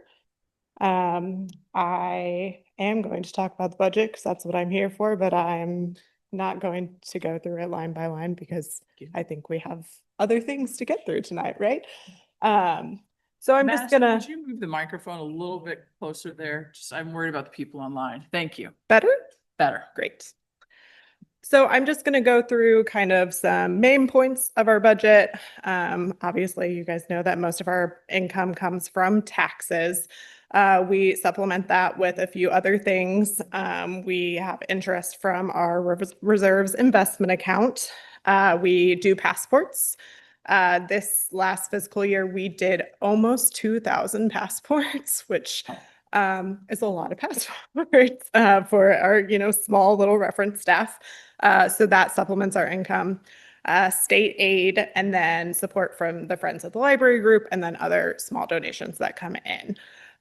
You can see in the budget that we created for the 25-26 years, we did aim pretty low on the state aid number. We did get our full amount that we were expecting last year, but with our current climate, it's very unclear where libraries are going to fall, both state and federally funded. So we aren't we're hoping to get more than we planned for, but that is one area that we really cut our income on this year's budget. So our biggest expenses, obviously our biggest expense is going to be our staff. That's a huge expense. And obviously the most important aspect of keeping a library running is having people in place to do all of the things, not just work the desk, buy the items, catalog the items, so many different things. So yes, staff is going to be our biggest expense. And not only would the library not run without them, but you need really good staff to make the library what it can be. So we did give, since I've started, which like I said, has only been about 2.5 years. So this is only my 3rd budget. I have been working. It's been a slow process, of course, because you need money for it, but I have been working to bring staff up to a better rate of pay that I am more comfortable with. That's a better living wage for all of them. This year we gave a 6% increase, so you can see that in our line items. A few other of our bigger expense items, obviously, is your materials that go into the library, right? So Obviously, you have all of your physical materials, which is going to be your books, DVDs, reference materials, audiobooks, all of that. But you also have the e-resources component of it, which as someone doing budgets, the e-resources is a very difficult thing to budget for. We have very little control over how those items are priced for us. And it's made very difficult for libraries to get good prices on e-resources. This year, you can see that I did cut our e-resources budget. There were many factors that went into that. But our hope is that we can continue giving all the service that we were initially, with like a few little tweaks in place that will keep that budget mainly reined in. It wasn't even like trying to like really slash that budget. It was trying to keep it more reined in because it has been growing a little bit out of control each year. So those are, some main things that we're spending money on. We also have a bond payment that's in place until 2029. So that's another portion. Sorry, I talked all day today and my voice is a little rough, so I apologize for that. But yeah, overall, our budget is not very different than it was in past years. The biggest difference between our current budget and the budget we did last year was we didn't include capital expenses in this. We're trying to hold off on doing any projects because we know we have some very big expenses coming in probably the next 3 years, which is we have continuous issues. If anyone's been driving by the library, you've probably seen that we've had air conditioning people there for like the entire summer. And then we also need to replace our roof sooner than later. So we're trying to kind of pad our reserves so that we're able to carry out those projects. So that's probably the biggest difference between our budget from this year and last year. Does anyone have any questions about that for me? Can I ask about the e-resources? Since you had to have a platform here, is there a preference to the library on like, should we check, if we have the option to check out from Webster or from county? Is there a preference? Is there a price difference on like how that, is it worse if we do something that's not the municipal consortium? If you're not doing the municipal library, that is saving us money, but I don't ever want to say not to use our resources because like that is the whole point of them, is that they are there for you to use. I would say if you are choosing from the municipal library, if you're choosing between using Libby or Hoopla, I would prefer for you to use Libby because Hoopla is so much more expensive. That's good to know. But once again, the whole point of the e-resources is to use it. Yeah. So I would never deter you from using those e-resources. They're there like for you. Several years ago, maybe this was less with e-resources and more like there was a penalty or a fee to Webster if we check something out from like county. And I think that went away. No, but I didn't know if there were any like nuances like that we should be aware. You don't have to worry about Okay, anything so I'll like just that. keep all my holds on Libby. Okay. Keep all of your holds, definitely. Any other? All right, any other questions? And then I'm just going to finish up since you gave me FaceTime. I'm just going to throw a few things out there about the library. I brought everyone a little packet. It has our September programs in it, but then it also has some interesting things that the library is doing. So it has a handout about passports, of course, but then also we've been doing a lot of work in the community with house history and Webster Groves history. So there's a little pamphlet about that. And then we are starting some new book discussions. We're hoping to get some different kind of readers in for book discussions so that it can all be found in these little packets. And I also just wanted to thank the community for a really awesome summer reading turnout. Last year, I think I was looking at my last year's notes and I said we had about over 500 people. And this year I can say we had almost 800 people participate. And the turnout for all of our programs and the support that we got this summer, and also like got to have a lot of fun watching everyone at our programs and talking about books and stuff like that has been really, really great. So I just want to overall thank the community for showing up for the library and participating, and that we really appreciate everyone. Well, it is one of the gems of our community. So thanks for taking care of it for us. Mayor, can I say one thing? Of course. I just want to underscore too, thank you so much for what you do and for preparing this for us and sharing all this information. I just want to underscore that your budget is going to potentially be impacted by something we thought was always going to be a steady source of revenue for you all. And as a bedrock of democracy, that if we're thinking about defunding our libraries, it is absolutely insane and infuriating. So I'm sorry that your budget has to reflect that, and I hope that's temporary. Thank you. I appreciate that. And also just council, you received from me, I forwarded the invitation to the 50th anniversary celebration Yes. as well. So if you haven't seen that in your email, take a look. Yes, our friends of the library are celebrating 50 years, which is just awesome. So All right. Well, thank you. thank you. Thanks, everyone. Have a good night. Good night. Okay. We are now going to move to discussion of our comprehensive plan. So let me just say one or two things, and I'm going to turn it over to the city manager and city attorney, who I think are going to set some expectations for us. And then we are very fortunate to have Josh Bloom with us from Lakota Group, who's going to walk us through it. And just to lay out how Marie and I and Katie have spent some time trying to figure out how best to go through this. So today we'll have the presentation from the Lakota Group. Council members, you have all the questions that everyone submitted. After we get the presentation, I'm going to talk a little bit about those, because I would argue the majority of them really aren't appropriate for discussion in drafting a comprehensive plan. They're implementation kinds of issues. So we can talk about that in a minute. But so today's the presentation, question and answer with Lakota Group. Josh obviously is here in person. Thank you very much. City, and then next meeting on the 2nd, we'll have the public hearing. Just so you all know, we are not required to do a public hearing for this, but the thought was that we would do a public hearing, so we are sure we reserve time for community comments as part of our consideration of the plan. We'll have a reading of the resolution at that time, and then we have tentatively scheduled the 16th for additional discussion and vote on adoption. The only other thing I'll say before I turn this over, and I'll say it again later, is that when we talk about changes, we're going to use an amendment process. So if you want something beyond a technical change in the comprehensive plan, we're going to ask that you offer an amendment. So we'll talk a little bit more specifically about that when we get there. All right, Dr. Peoples. All right, Madam Mayor, thank you. Please, if you'd put the presentation up.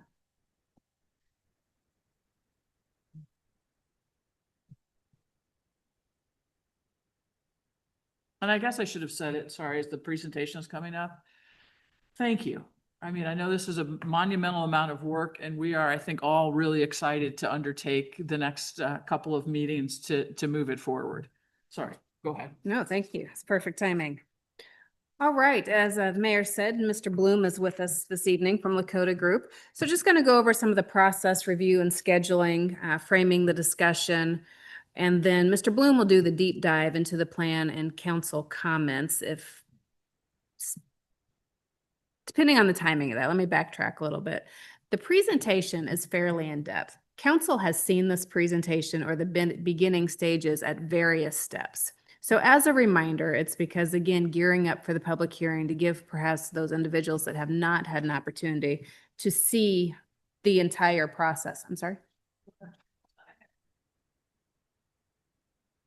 No, this is important. That's Make okay. sure You everybody can sees keep the stuff. I will. talking about what you're talking about. I don't think we need the screen up for that discussion. But yes, Absolutely. we do need it as we get into the presentation especially. So all that to say, the presentation that Mr. Bloom is going to share is pretty lengthy. He is not going to be offended if there are sections that you want him to speed through, or if there's sections that you would like more detail on. This presentation is for you. So please make note, ask questions of that nature so that the presentation is delivered at the pace council would like.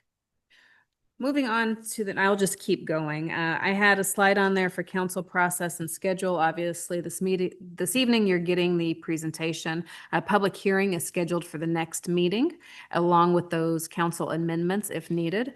And then we also have time reserved for the September 16th meeting for additional conversations and adoption. That again will be at council's pace. If another meeting is needed, we'll certainly schedule it. I do want to make clear, though, Lakota's availability. Karen, if you could just advance through a few now that you've got it back up. So again, they're here this evening. Keep going till you get to there you go. Thank you. September 2nd, Mr. Bloom will be online with us and available virtually. He will not be presenting on September 2nd. He'll just be available to answer any questions that council may have. However, staff will be on site for those other technical questions.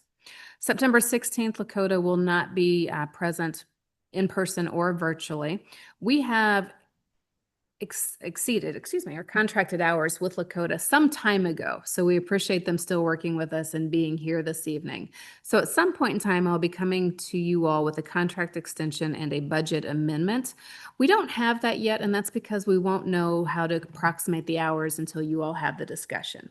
So we will come forward with that. I do want to share that Lakota has committed to sticking with their original pricing, their per hour fee, which is really saying something because again, we've already exceeded the contract, but prices, as you know, have went up over the last 2 years. So we are getting a screaming deal. I think that's how that saying goes.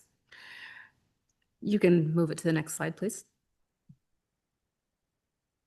Okay. And there's been a lot of preparation done for this discussion tonight, as council knows. The final draft of the comprehensive plan was distributed July 18th. Council returned comments by August 8th. Staff then went through, just so you all know how we did that process, staff then went through, primarily myself and Mr. Leibson, went through and we provided our commentary, and then we turned those comments over to Lakota to either expand on our comments and then to offer their own. You all have those responses in front of you. And the last piece of this slide is no longer relevant. Those late additions were not expected back from Lakota until September 2nd. They have met those early. You all now have the full council comments. There are no others. So that helps because you'll have those all for tonight's discussion as well as September 2nd. Next slide. So as you all know, there's several partners and roles in the comprehensive planning process. And I thought it was important just to frame this, and I certainly won't read all of that, but the community is the primary partner. They are the collaborative partner, and Lakota will go through all of the community engagement and how that engagement was garnered. But the community serves as the foundation of the planning process. They share their lived experiences. They did that through a variety of mechanisms. And perhaps most importantly, that helps shape the plan that reflects the community's identity and future vision. And I think that's what you'll see this evening in the comprehensive plan. The Lakota group, of course, they're the planning consultant. They provide that technical expertise, best practices, and that creative visioning. City staff, we provided operational support along with lots of technical assistance. We helped coordinate whether it was the day-to-day, a lot of the logistics, and importantly, a lot of the local data context. And there's been a lot of staff involvement in this along the way. And we also importantly support the implementation after it's adopted at council's direction. And then of course, City Council, you all provide the policy leadership. You guide the direction of the long-term community priorities. You review and ultimately adopt the comprehensive plan and ensure that future decisions align with the plan's evolving visions and values.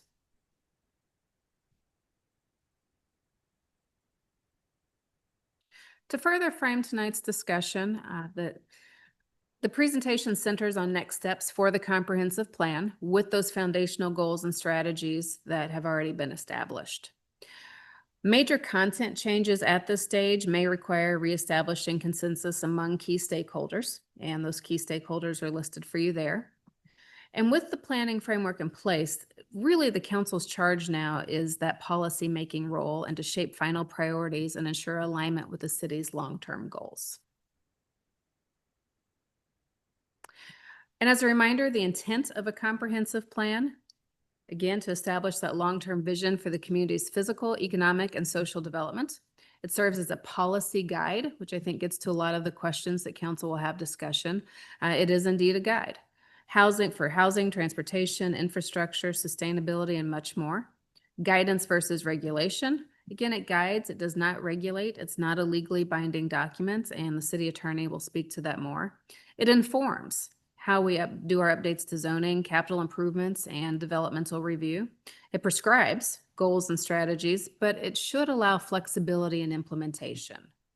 And then practical uses, of course, shapes future growth and redevelopment, aligns departmental priorities, supports perhaps grants applications, regional coordination, which has become incredibly important and that we'd like to see advance, and provides a framework for evaluating development proposals. I thought this slide was rather fun.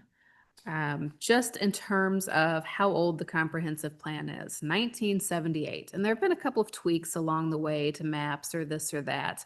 But overall, the comprehensive plan is was created in 1978. A world literally has changed since then. So there's just some fun things on there. The US population, you can see, has grown drastically. Technology in 1978 looked a lot different. There was no internet, no smartphones, whereas today we're all about technology and AI is taking over. Communication, rotary phones, snail mail. We have a whole generation of folks here that have never used a rotary phone. I can't quite fathom that, but it's true. Transportation, cars dominated, limited public transit. That's completely changed. We now have electric vehicles, ride sharing of all types, and multimodal planning. Housing trends, which dominate our conversations. There was suburban expansion, and now we're talking about urban infill and the affordability crisis. Environmental focus was not a thing in 1978, and today our conversations circle around climate resilience and sustainability. And then cultural touchstone. We're coming upon a big, I want to say Greece. I can't think of the word I wanted to use. Anyway, for Greece, disco, Walkmans, and then today it's streaming, TikTok, and virtual reality. So, of course, why it matters, and you all see it there, but we have a whole generation of people that have grown up, lived, worked, raised families, and a new generation coming forth that have not had a voice in how we shape the community. So it's exciting. This is really important work, and it does shape the community. So we're building a future that includes every voice. And then I'm going to turn it over to the city attorney to talk about some of those legal requirements before you guys dive in. And I'm going to give you all an overview of the statutory constructions that we have to deal with when we're dealing with zoning. But start with the idea that a comprehensive plan is necessary to zoning. Zoning is a limitation on use by individuals who own property. And as a consequence, we're very careful to make sure that we provide certain due process to the owners because we're limiting your use. And so there has to be a predictable, foreseeable plan that is in place.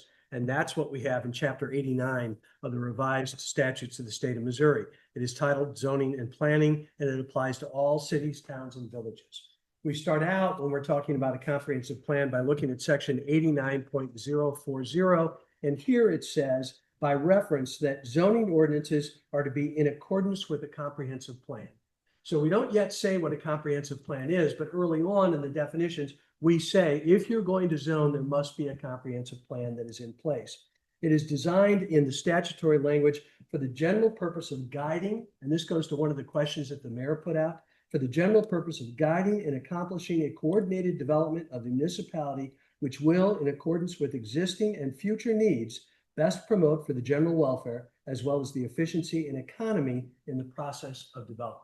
So it's general terms that we're talking about. These are guidance. They are not zoning rules in and of themselves in the plan itself. That's left for the zoning codes that will be adopted according to the structure that we find in Chapter 89. So it's Chapter 89 that talks about creating planning and zoning commissions. It's Chapter 89 that talks about things like the Board of Adjustment. Those are the things that are out there in order to protect the individual's rights in terms of property ownership and to balance those with the needs of the community. We look to some case law that goes again to the question that the mayor proposed, and I included that in this particular note. And this is the quote: "A comprehensive plan guides the development and use of land within the city and does not control the land use. The comprehensive plan is not a zoning document and cannot be used as such. Instead, the comprehensive plan is intended to be updated and changed as conditions and policies warrant." So it is an organic plan. It is one that contemplates change. It is living, and it has to be treated as such. And that's a quote, by the way, from Smith versus the City of St. Louis, which was a Missouri Supreme Court case, an en banc case in 2013. Could I go to the next slide, please? So again, this comprehensive plan that I've talked about includes all of these things, but it says in order to create such regulations and to create this plan, we have to look at the character of the district that you intend to cover with the plan, to the district's peculiar suitability for particular uses, conserving the values of the buildings, so we take into account what's already there, and encouraging the most appropriate use of the land throughout the municipality.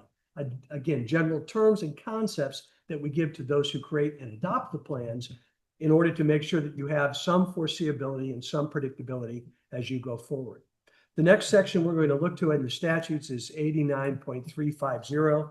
And it says here that these plans are created for the general purpose of guiding and accomplishing a coordinated development as a municipality, which will, in accordance with the existing and future needs, best promote the general welfare. And this again cites that Smith case. But this is a statutory interpretation of the general principles that we find in Chapter 89.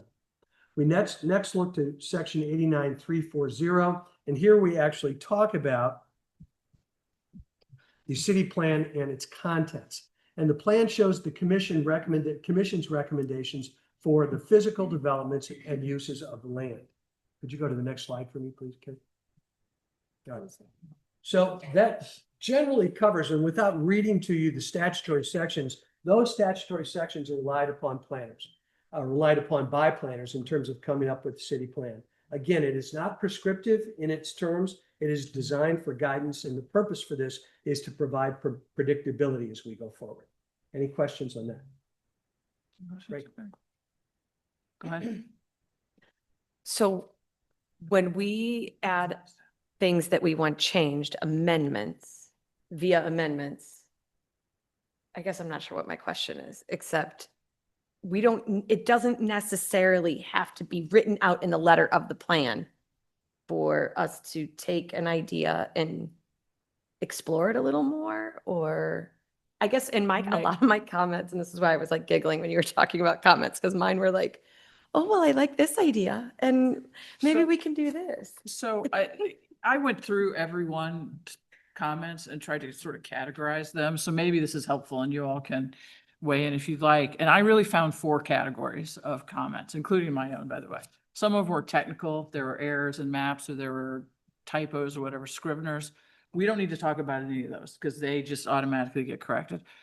The vast majority of them, I would argue, were about policy implementation, and really they were, most of the comments that were on implementation actions were really discussions about, do we want to do this and how do we want to do this? That's not part of the plan. And so I think frankly of our 125 comments, about 75 of them can just go away because they're future discussions. The third kind are things that might be actual amendments, like do we want to change, I put it in there, I'll use my own example, change the categorization of Yorkshire Plaza from a neighborhood to a mixed use. That to me would be something that we would have to discuss and then potentially have an amendment, because that would be changing the plan itself. And then there's some other things in there that are just discussion items, like Councilmember Smith wanted to know, do we need to really think about how long do we want to go before we update this plan? Is that something that we want to state in the comprehensive plan itself? That's not in there now, but if we wanted to put it in there, we have to discuss it. And so maybe that, I don't know if that's helpful for you in what you were trying to ask, is I really think we've got a laser focus on what are the actual amendments to the plan or policy discussions that we have to have that might suggest we add something to the plan. Do either of you want to say anything more to that? I agree with you 100%. Okay. Anything else from the two of you? All right, I'm going to invite Mr. Bloom to the podium, please, for his presentation. I'm going to suggest also, because I know some things come and go and come back up again, that we hold our questions until you have completed. Is that okay with you, or would you rather do it a different way? That's fine. Yeah.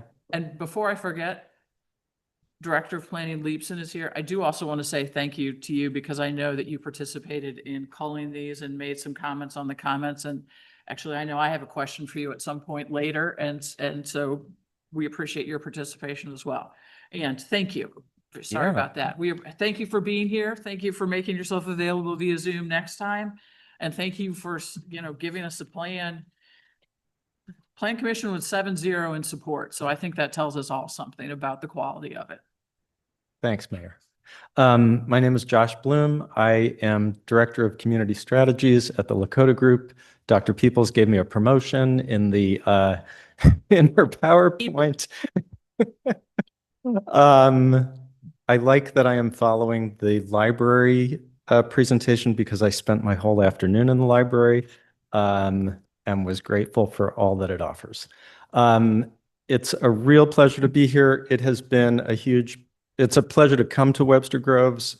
It is such a beautiful place and a welcoming place. And it has been a huge pleasure and honor to work here. I would describe the problems Webster Groves has are high quality problems, and it's fun to work on high quality problems. So thank you for having us through this whole process. Dr. People said that I would make a detailed presentation. I will go at whatever pace you want. I know that you have all read the plan because we have never received so many comments on any plan that we have ever done. So, so I probably don't need to go to that level of detail. The other disclaimer I will make is that I was one person on a team in creating this plan.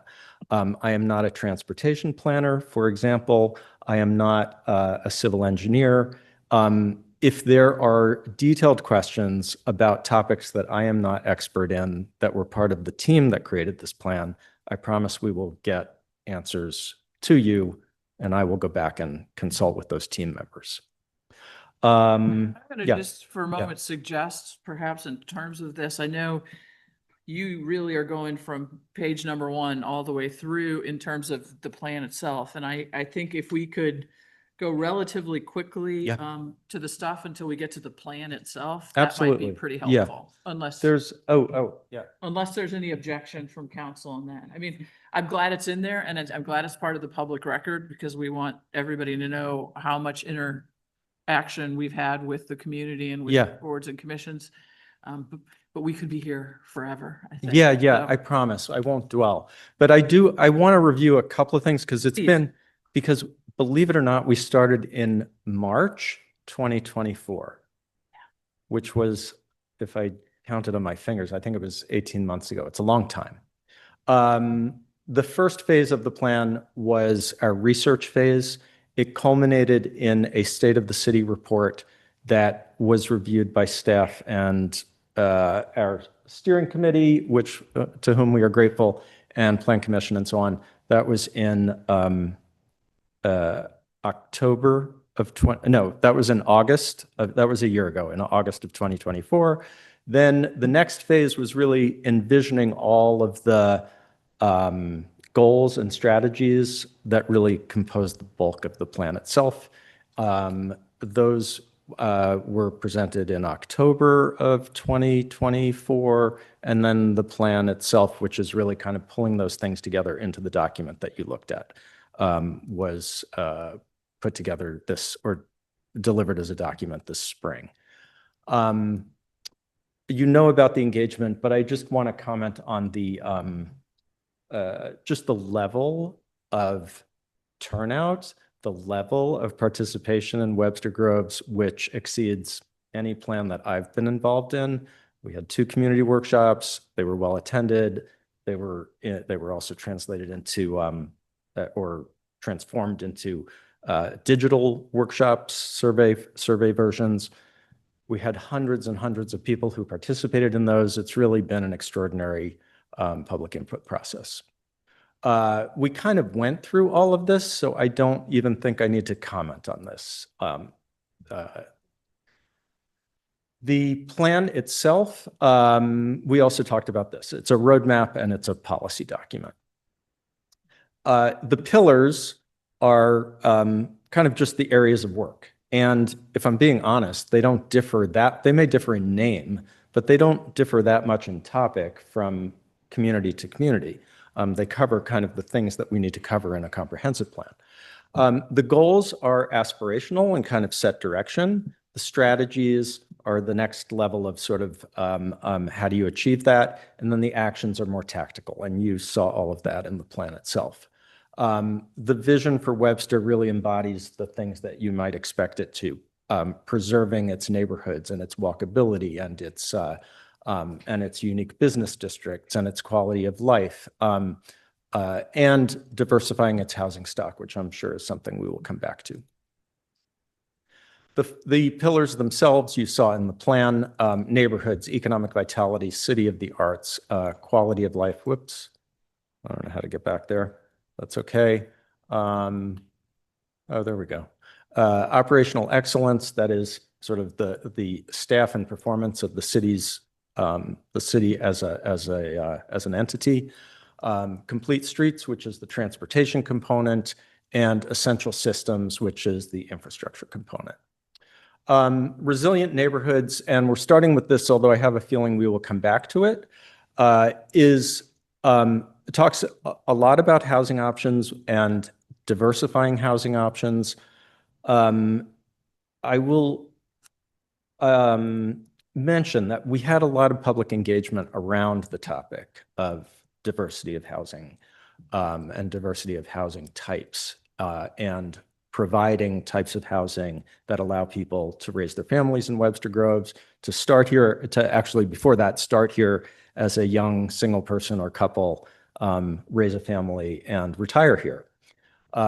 And there was, and you saw in the land use map, areas where there can be different kinds of housing development.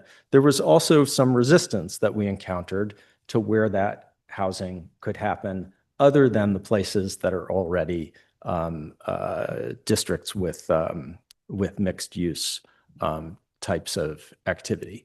So these were issues that we kind of worked through community engagement, and the plan reflects a lot of that input. Attainable housing is something that for Webster is only, attainable housing is a word that can have different meanings to different people. But within Webster, there is a variety of housing types, and within neighborhoods of Webster, there are more accessible homes, and there are homes that are very expensive and on large lots and beautiful estates. Those neighborhoods that contain those smaller homes, which are kind of more accessible by definition, are parts of the plan, in that the plan seeks to preserve those areas and the scale of those neighborhoods. I'm speaking particularly of South Webster and North Webster, where smaller homes on smaller lots are less expensive than bigger homes on bigger lots. And all of this is to say that, and the plan talks about existing housing and new housing, and values or reflects the value that Webster Groves residents place on the character of those homes. It is not to say that nothing new that nothing new should be built in Webster. We also talk about new architecture, modern architecture, but it's the quality of that architecture and how it reflects the quality of and character of the housing that's here. I will go faster through the next pillars, but I know that is a super important one. Economic vitality. Let me say here that Webster's traditional business districts, of which you have three main ones, which is unusual in itself, are kind of the crown jewel of well, Webster has several crown jewels, but The big crown. it's right, it's a big crown. There's room for lots of jewels on it. Those commercial districts are unique, both in their character and also in their vibrancy. And the plan seeks to reinforce that. They are unique in their scale. They're unique in their mix of independent businesses. They, in some cases by individual action, in some cases by sort of luck or coincidence, and in some cases through good planning, they have been nurtured as the districts that they are. And one of the things that the plan suggests is thinking about how to manage these districts going forward. many downtowns and commercial districts around the country kind of pay this kind of particular attention to management of their commercial districts, because so many other factors affect these districts: online shopping, streaming entertainment, and so on. And so that was something that we focused on. But it is really preserving the economic and physical character of these districts that the plan seeks to reinforce. The plan presents concepts for a few types of public improvements to create user-friendly but vibrant and interactive commercial districts. And these are some of those. This is at Marshall and Summit, and shows enhanced or branded crosswalks, improved streetscapes, and I can't read what's in. That's fine. It's fine. It's the idea of creating these districts and giving them character in the public space.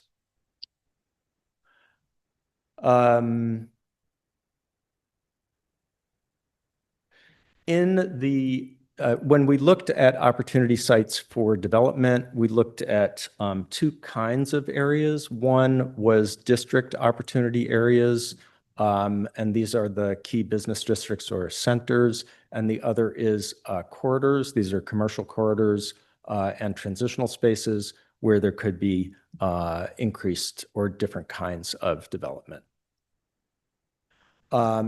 One of those is the site at Pacific Avenue and Gore Avenue, which had a previous development proposal.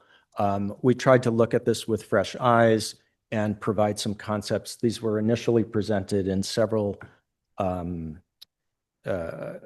levels of intensity of development, and this was the one that these were presented at one of the community workshops and in the online survey. This was the one that was most favored. It's for a mixed-use development. Whatever actually gets built on the site will be different from what we are showing here. We also recognize that the site has particular topography issues, and it has particular water and flooding issues.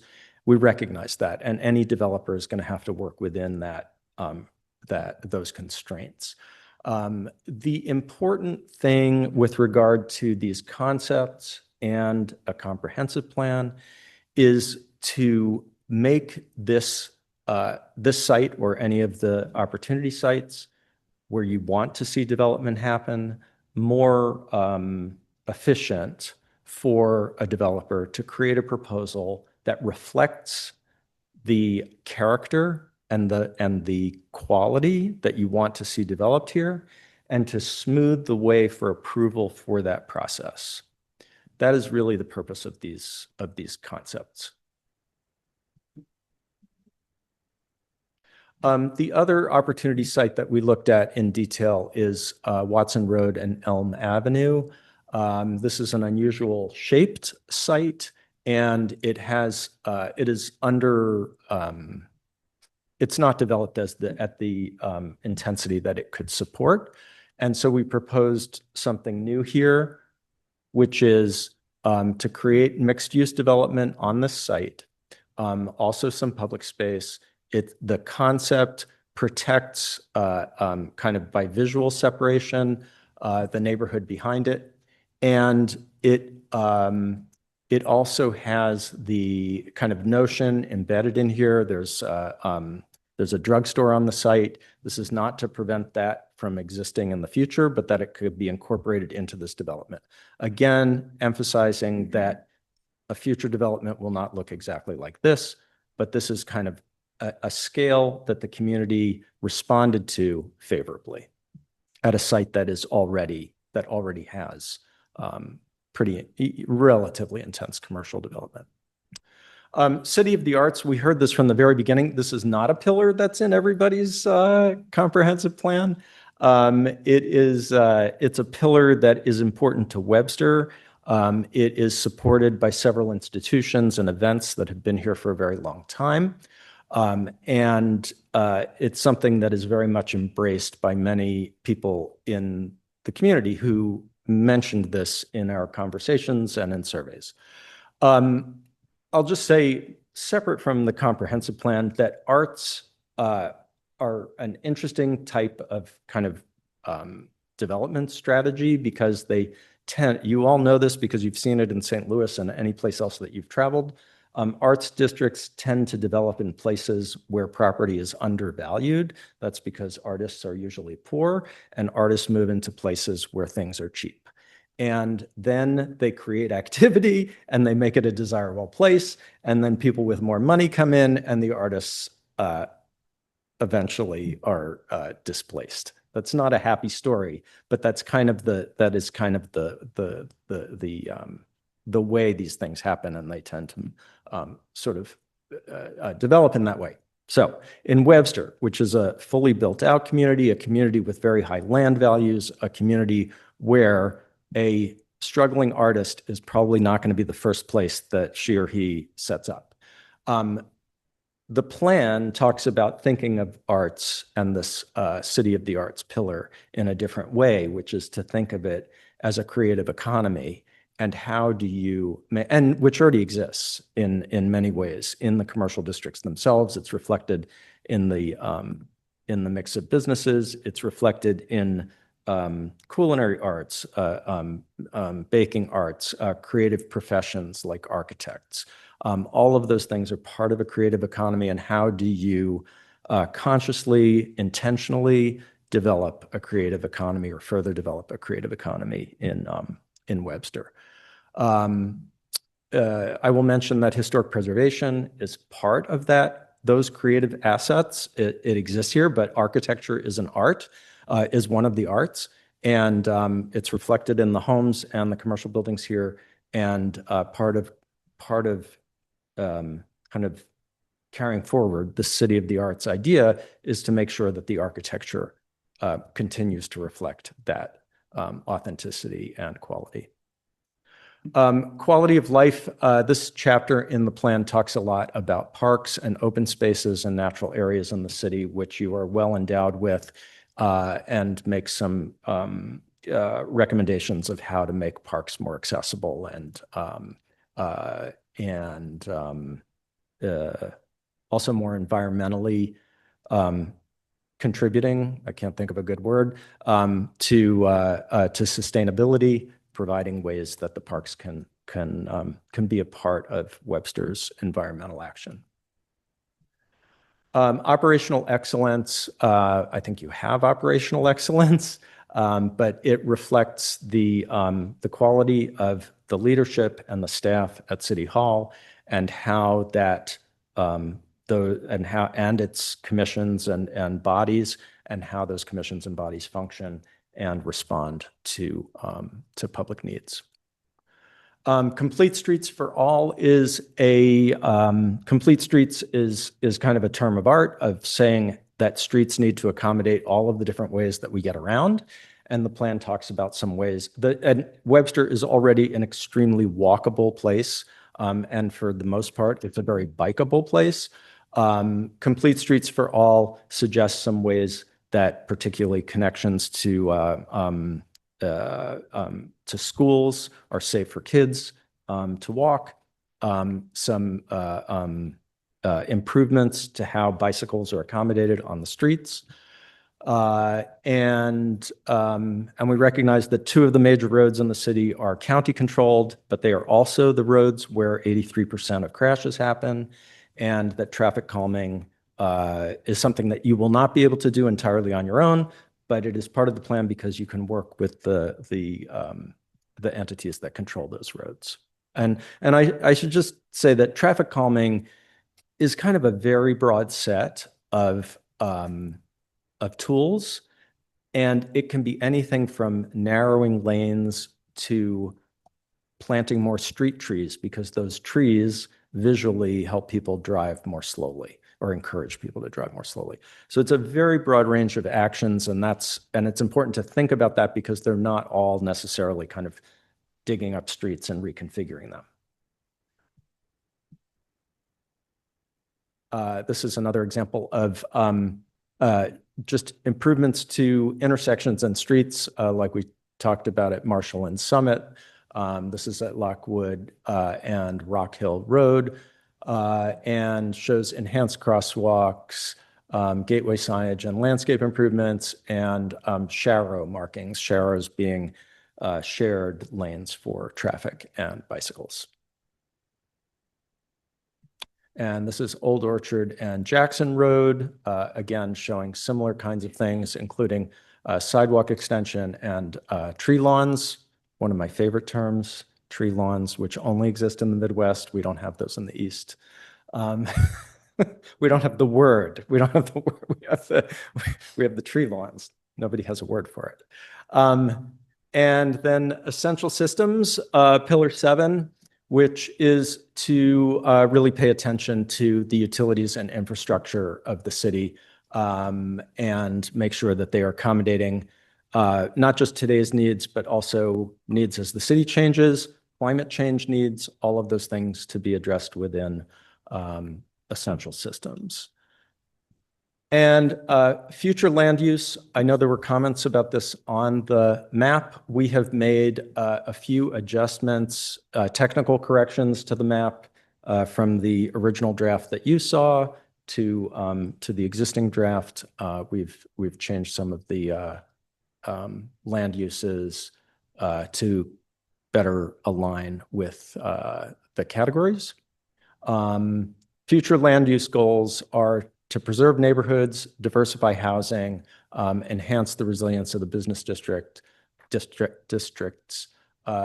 reposition the commercial corridors for redevelopment opportunities, and to strengthen the city's tax base. You saw this. There's a description of the land uses and how they correspond to zoning, and some examples of what types of things would go in those land uses.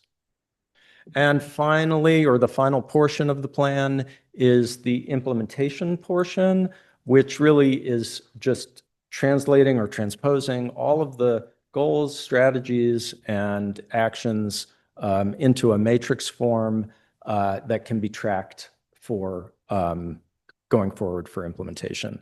And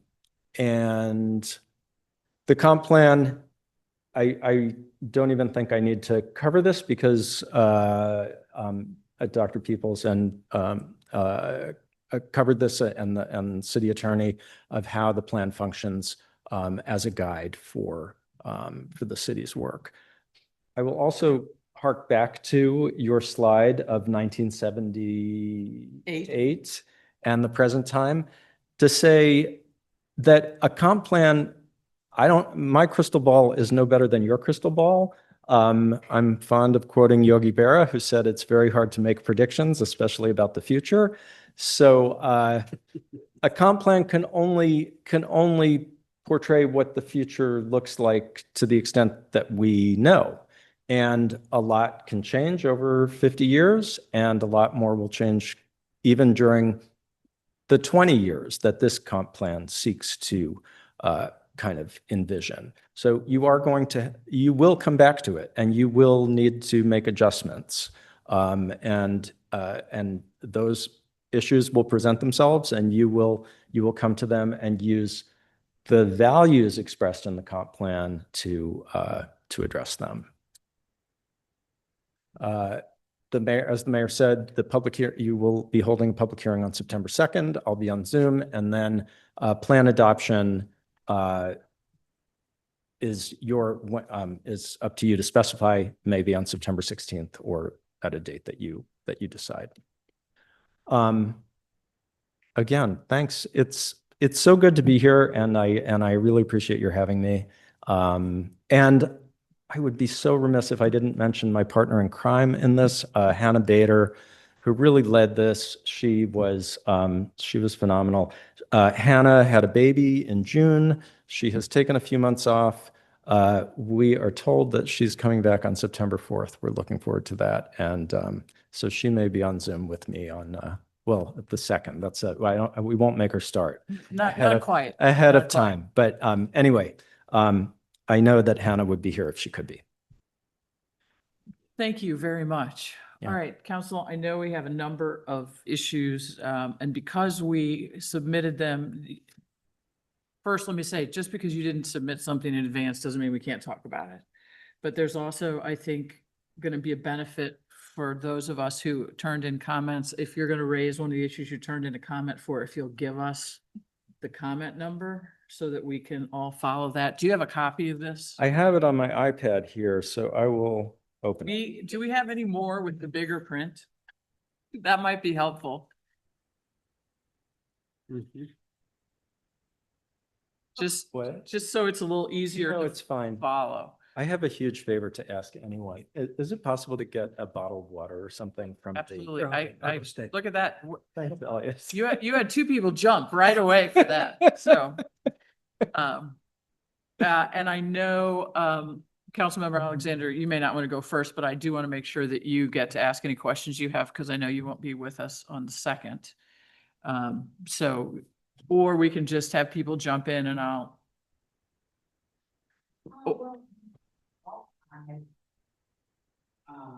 Right, but if you had any follow-ups from that, is there anything? Because I think in terms of your comments, there were. Other things that I think would probably be incorporated in this to the Implementation. to implementation. Okay. Because they were things, that I would like to see included in the implementation. So, I think one of the things that just kind of jumps out. Oh, you know what?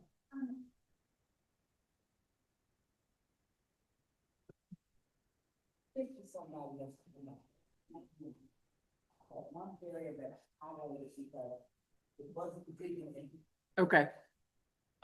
Does anybody else want to start? I'm happy to. All right, please. I have a couple that were marked as like we need to discuss or had questions, so I thought I could jump to Yeah, those. and just as a point of clarification here, because I am laser focused on not doing policy implementation, if I think you're bringing one of those up, I'm going to ask you if you're sure. Fair. Okay. Okay.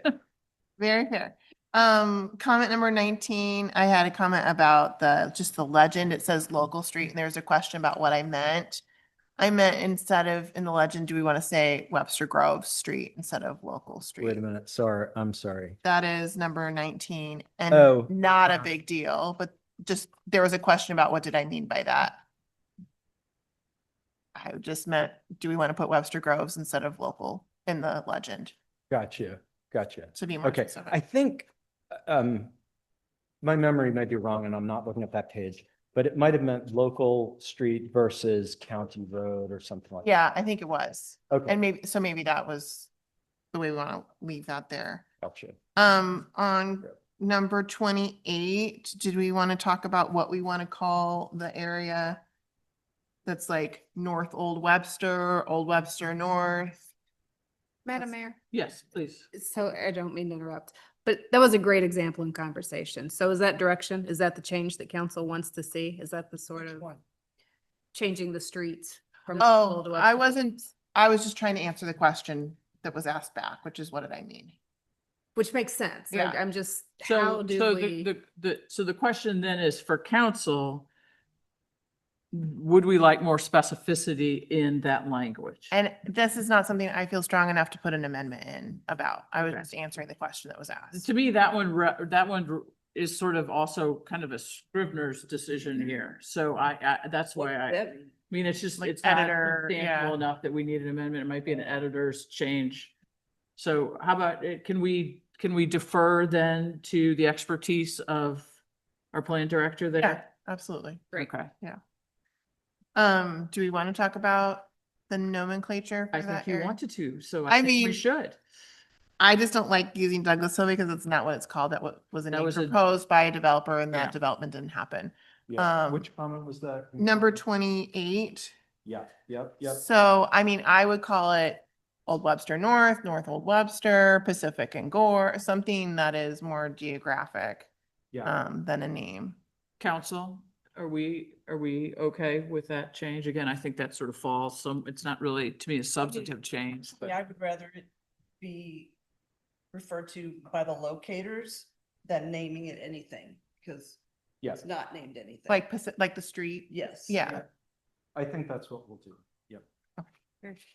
Sounds great.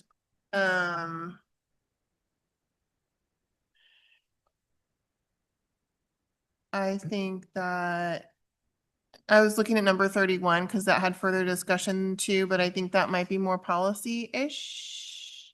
Well, why don't you raise it, because that's on my list of things that are for discussion as well.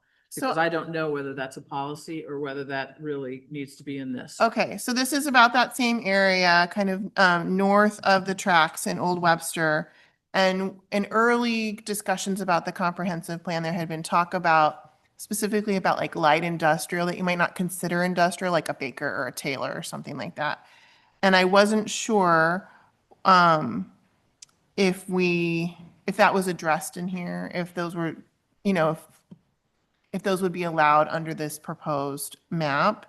And then also, during those discussions and after about the development, there were comments to council, I mean, and it says here to the developer, but also to council members about the desire from property owners there to have some more clarity and guidance about zoning. It's really a patchwork of zoning there. And so I was wondering if these changes kind of get us closer to what those asks were, which was, I think, more predictability and more consistency in that area. So this may actually be a question for Elliot rather than for you, Josh, because to some degree, that's about how we rewrite the zoning, correct? I mean, we have to, when we adopt the maps, what does that do for zoning? I guess is my first question that is related to this.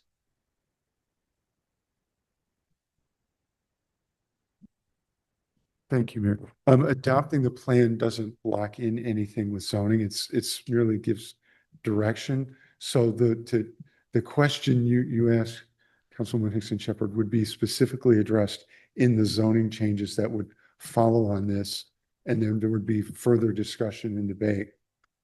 So to kind of solidify or distill the question is basically my initial question, which is light industrial allowed in a mixed use area? It can be, or it can't be, and within what can or can't be would depend also on what categories of uses that you would want to put into light industrial. It's a little bit open-ended.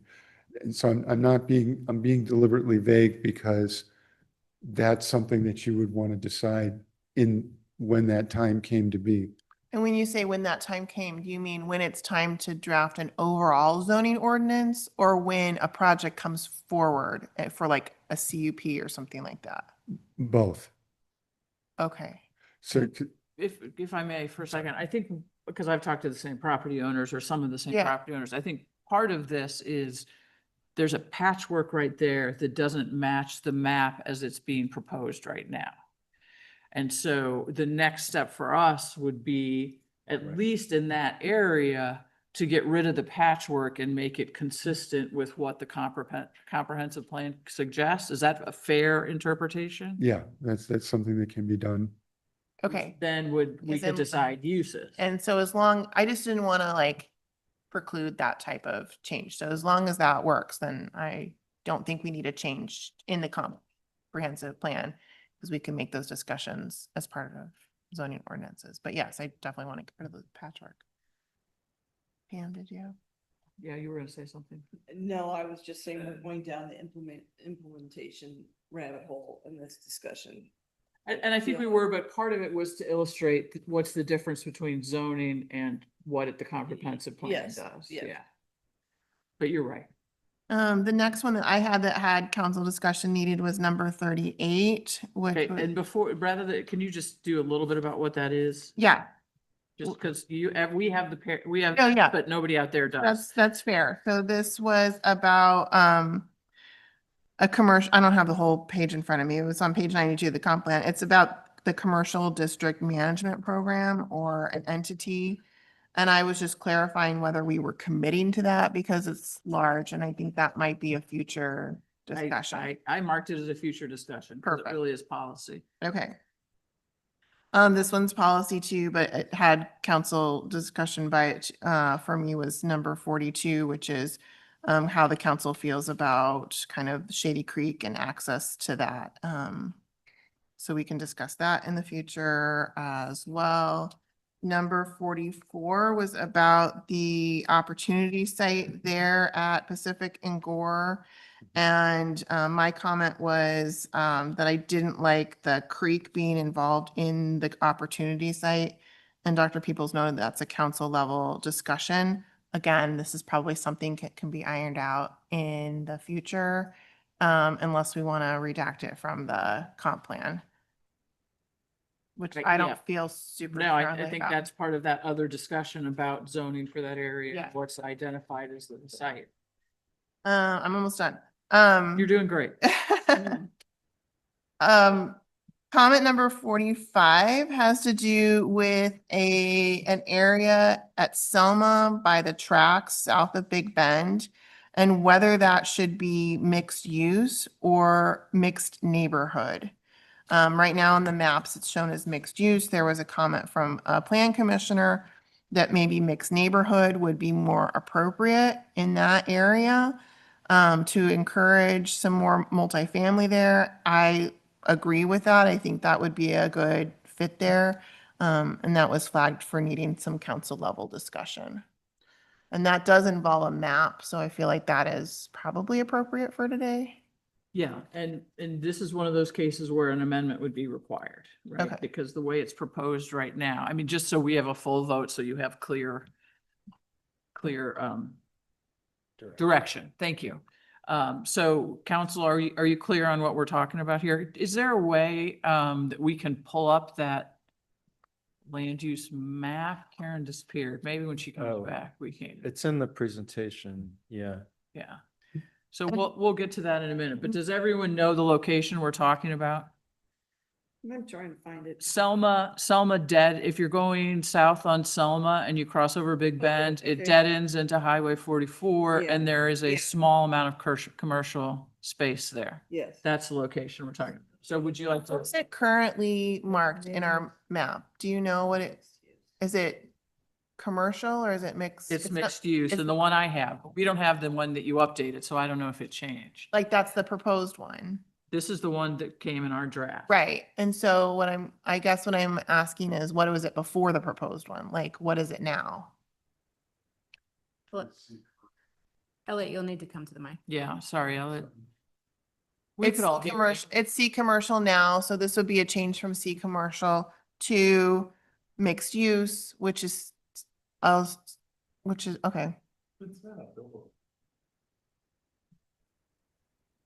I think part of the, well, and I'll let them say, part of this is if we were ever in that place, if somebody wanted to do, say, the 4 stories that we've allowed in our business district, could they do it there with first floor retail? Because we have some retail there, but that, I'm speculating. Why don't you, Josh, be the one to talk about this, what that means?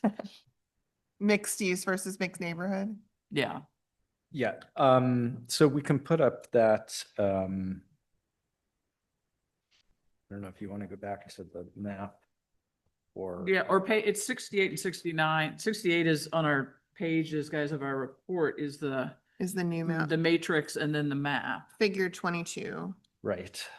So mixed neighborhood is townhomes, apartments, and mixed use, which allows commercial use on the ground floor. Mixed use is retail, office, entertainment, and restaurant.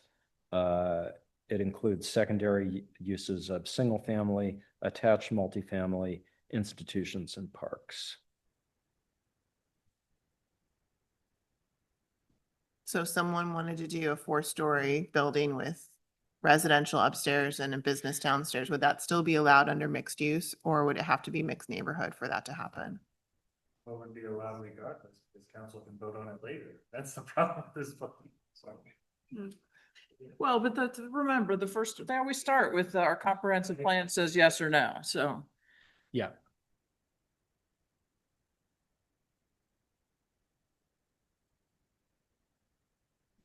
Yep, it's right. You're good. You're right. It's right there. It's on the bottom right above the chat word. Well, now the chat's moving, so. So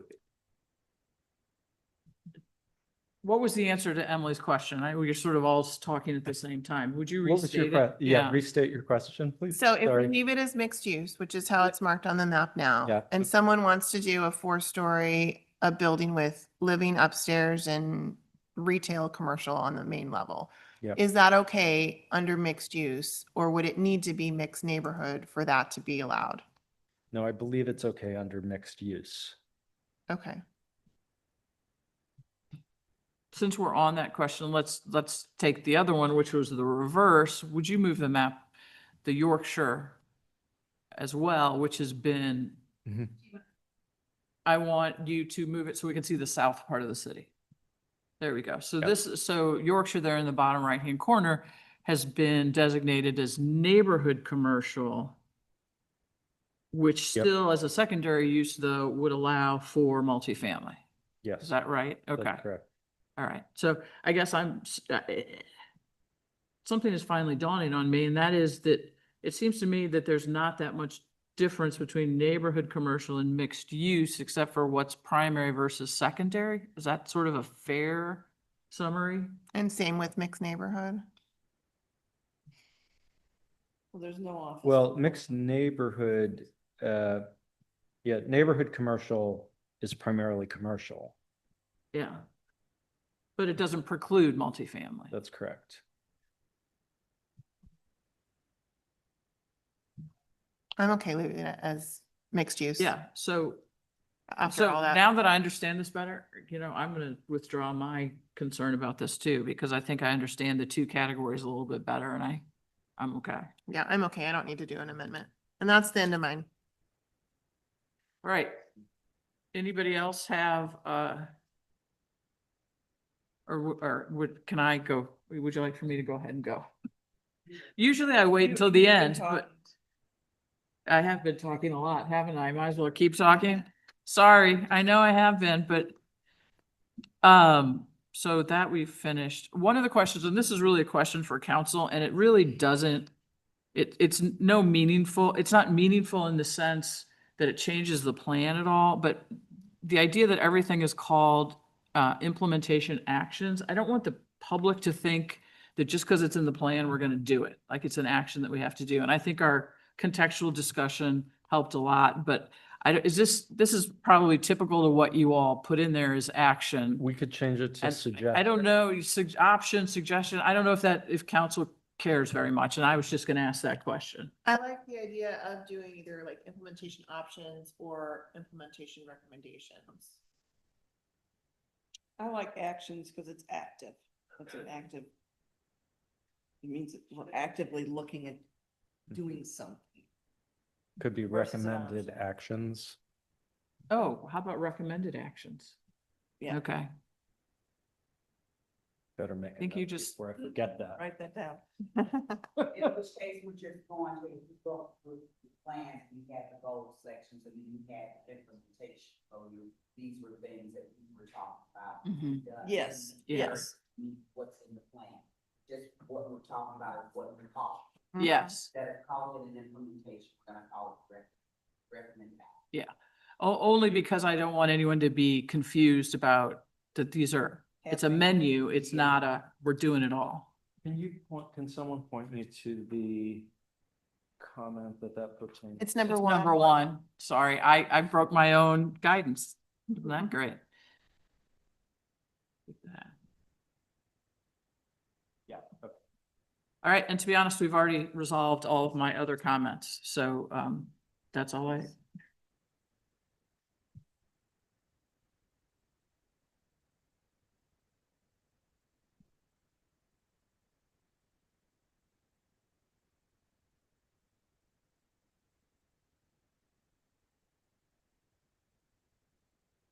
Yeah, would you like to make any comment? No, I mean, I'm good. Okay, Until we're ready to talk about some amendments, I don't think. okay. I think we're resolving almost most of those as we have this conversation right now.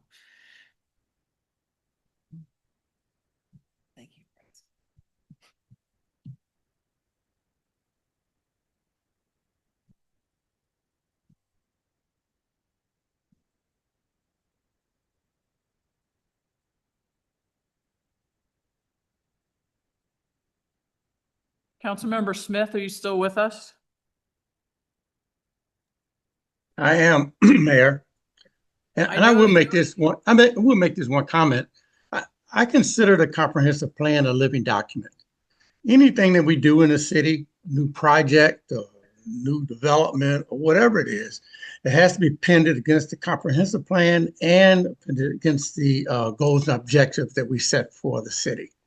So all of these items, I believe, are going to come up for discussion, revision, and some type of understanding before we move on them. So I do understand the clarity that's needed in the comprehensive plan as much as possible, but to solve a lot of issues, it's going to happen anyway when we make some type of a movement in the plan itself.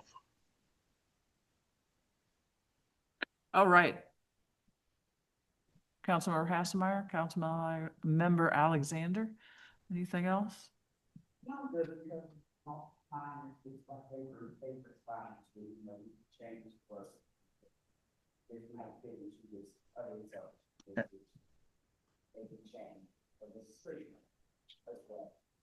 Can you have Karen speak into the mic, please?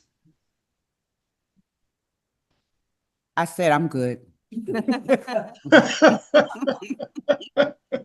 I have a question for Councilmember Smith. Emerson, comment number 74, you have how often should the plan be reviewed? And Dr. Peoples, you recommended annual. Are we going forward and making that change, or do we still need to discuss that?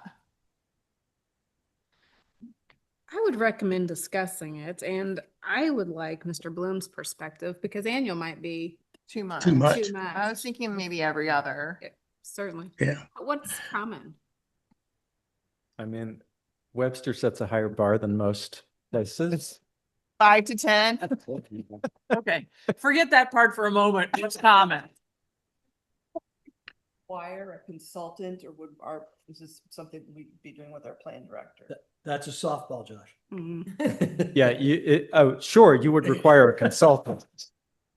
No, you would do that yourselves or the plan commission would do that. I mean, I think we could put something in with language that's soft enough that it's like, recommended review every, 2 to 3 years or something like that. But I still haven't heard an answer yet, or maybe I just. Oh, missed I would it. say 1 to 2 years, Okay. it would be appropriate. There will be, the rate of change is going to be different over the years ahead.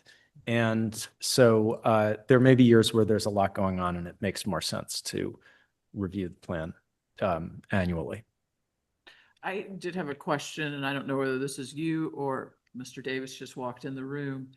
We have the strategic planning software to track that. We do. Can we use it to upload some of this stuff as well? Once we've sort of figured out what our priorities are to help track how this goes, it's just, you maybe can't answer that right now, so I'm not going to ask you to answer it, but it's certainly, I think, something we're thinking about.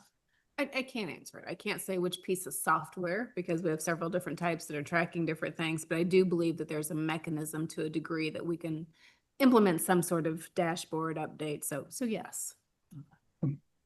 Yeah, I agree with that. We do need a dashboard to keep track of whatever projects or implementations that we want to put forth, at least within a 2 to 3 year period, so we can keep track of it. And it'll be accessible to the public as well, so they'll know what's going on. As we do the website updates, we'll play with it. I like the idea of a dashboard. However, to Mr. Bloom's point, progress is going to depend on, there's some big meaty things, so it may not be fitting for a dashboard, but we can put something on the website, perhaps its own landing page updates. So we'll get there. Yeah, we could think about this with you. It may be that you kind of put updates of what has happened in each of the pillars. For example, think of the opportunity sites. There might be nothing that happens for the next 5 years, and then suddenly you have 5 development proposals. That that would be exceptional to what happens on a regular annual basis. Well, let's talk offline. I'd like to hear what some other communities do.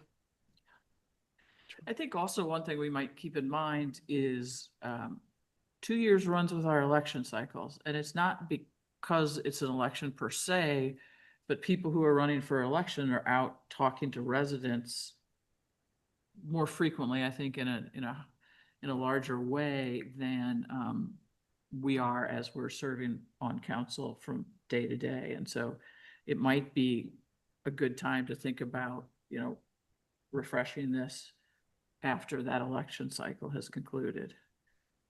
People might have fresh in their, yeah, just like off years, or it would be a lot to ask a new council member to try and dive into this as a brand new council member. To do it on odd years. Oh. Yeah, I'm just saying every couple, yeah. So that you're basic, because, I mean, when I think of, we started this process 18 months ago.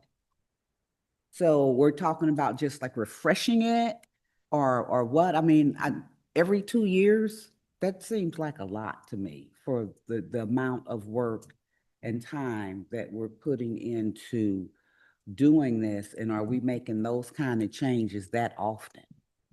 I thought we were talking about just an update. Okay. Not updating the plan, right? Is that what you're saying? Well, I'm thinking about sort of taking a moment and reviewing where we are.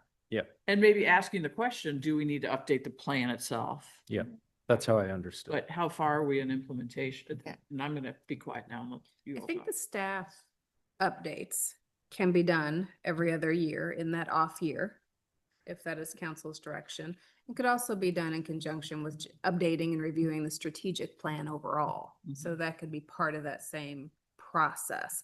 In terms of actually updating the plan, I would think that that's a more infrequent, 5 to 7 years maybe. Yeah, I was thinking 5 years, 5 to Yeah. 7, yeah. 5 to 7. So do we need to write that into the comprehensive plan, those timelines of updates and, reviews, or is that just a city practice? Like, do we need to codify that in some way? I don't know the answer to that. Is it usually in the plan or not? It's not usually in the plan. I mean, you could sort of recommend it to yourselves, like we could put it there, but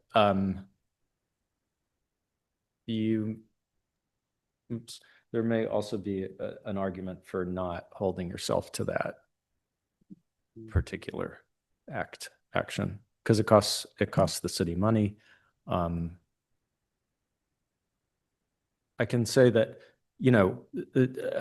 5 years is a much shorter time frame than what communities typically do to update, or the cycle that communities typically use in updating their plans. It's more like 10 or 20 years. Yeah. But less than 50. Yeah, me too. Yeah, that seems like an awful big undertaking for that all.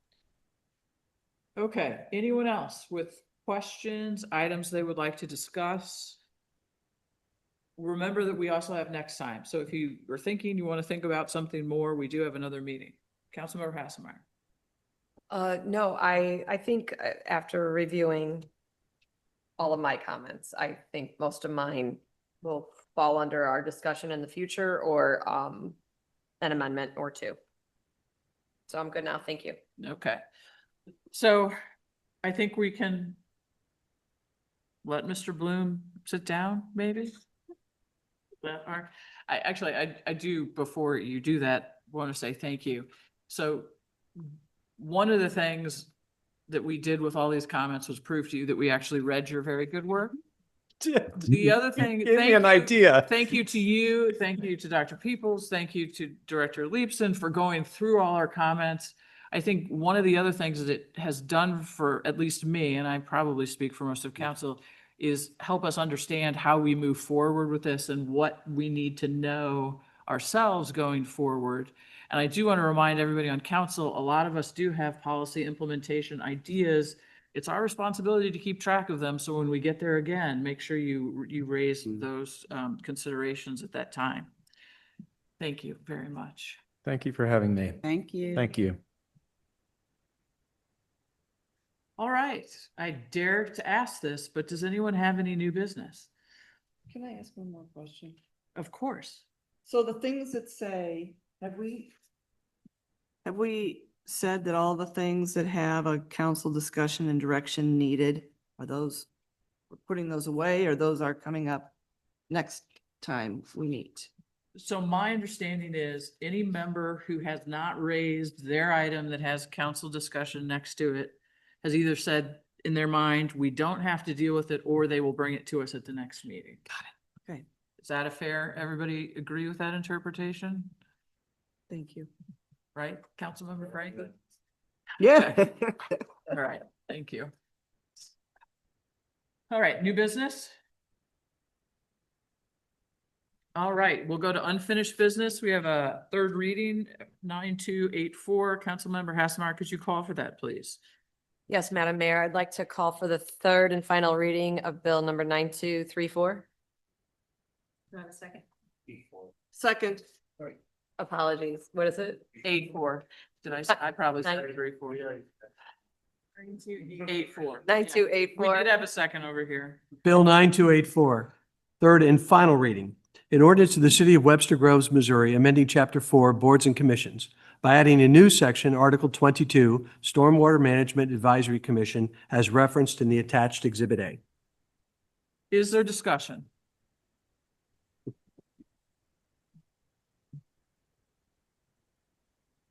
I will just suggest that I'm a little worried about how we're gonna fill this commission, but we'll do that. All right, let's have the vote. Councilmember Bliss, Yes. Councilmember Franklin, Yes. Councilmember Smith, Yes. Councilmember Alexander, Councilmember Hickson Shepherd, Yes. Councilmember Hasselmeyer. Yes. Mayor Arnold. Yes. We will move on now to new business. Councilmember Alexander, could you call for the first and second reading of bill number 9285, please?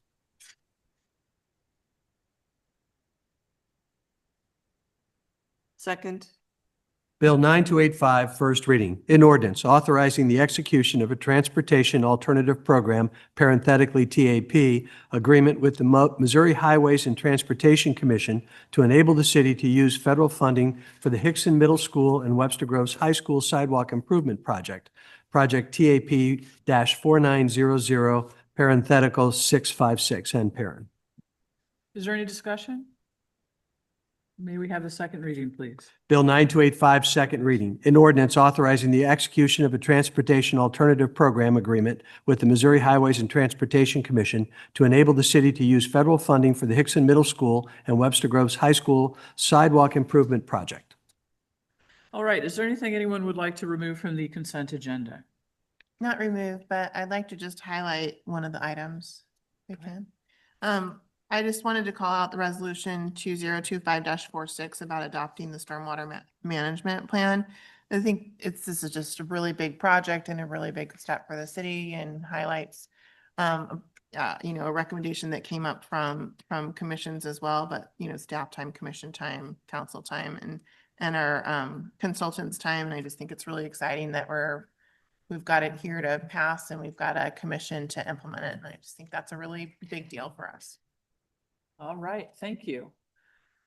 All right, Councilmember Franklin, could you call for the adoption of the consent agenda, please? Yes, Madam Mayor, I'd like to call for the approval and adoption of the consent agenda. Second. Councilmember Franklin, Yes. Councilmember Smith, Yes. Councilmember Alexander, Yeah. Councilmember Hickson Shepherd, Yes. Councilmember Hasselmeyer. Yes. Mayor Arnold, Yes. Councilmember Bliss. Yes.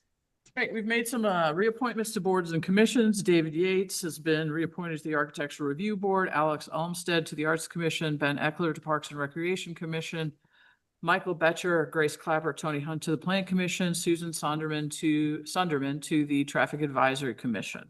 And Jason Jordan has been appointed as a full member to the Traffic Advisory Commission. We do have a closed session. I believe it's under personnel. Councilmember Bliss, could you call for that, please? Yes, Mayor, I'd like to call for an executive closed session related to personnel, Missouri Statute 610.021, subsection 3. Second. Councilmember Smith, Yes. Councilmember Alexander, Councilmember Hickson Shepherd, Yes. Councilmember Hassemeyer, Yes. Mayor Arnold, Yes. Councilmember Bliss, Yes. Councilmember Franklin. Yes. All right. Thank you all. That ends our regular meeting. And thanks for sticking it out with us.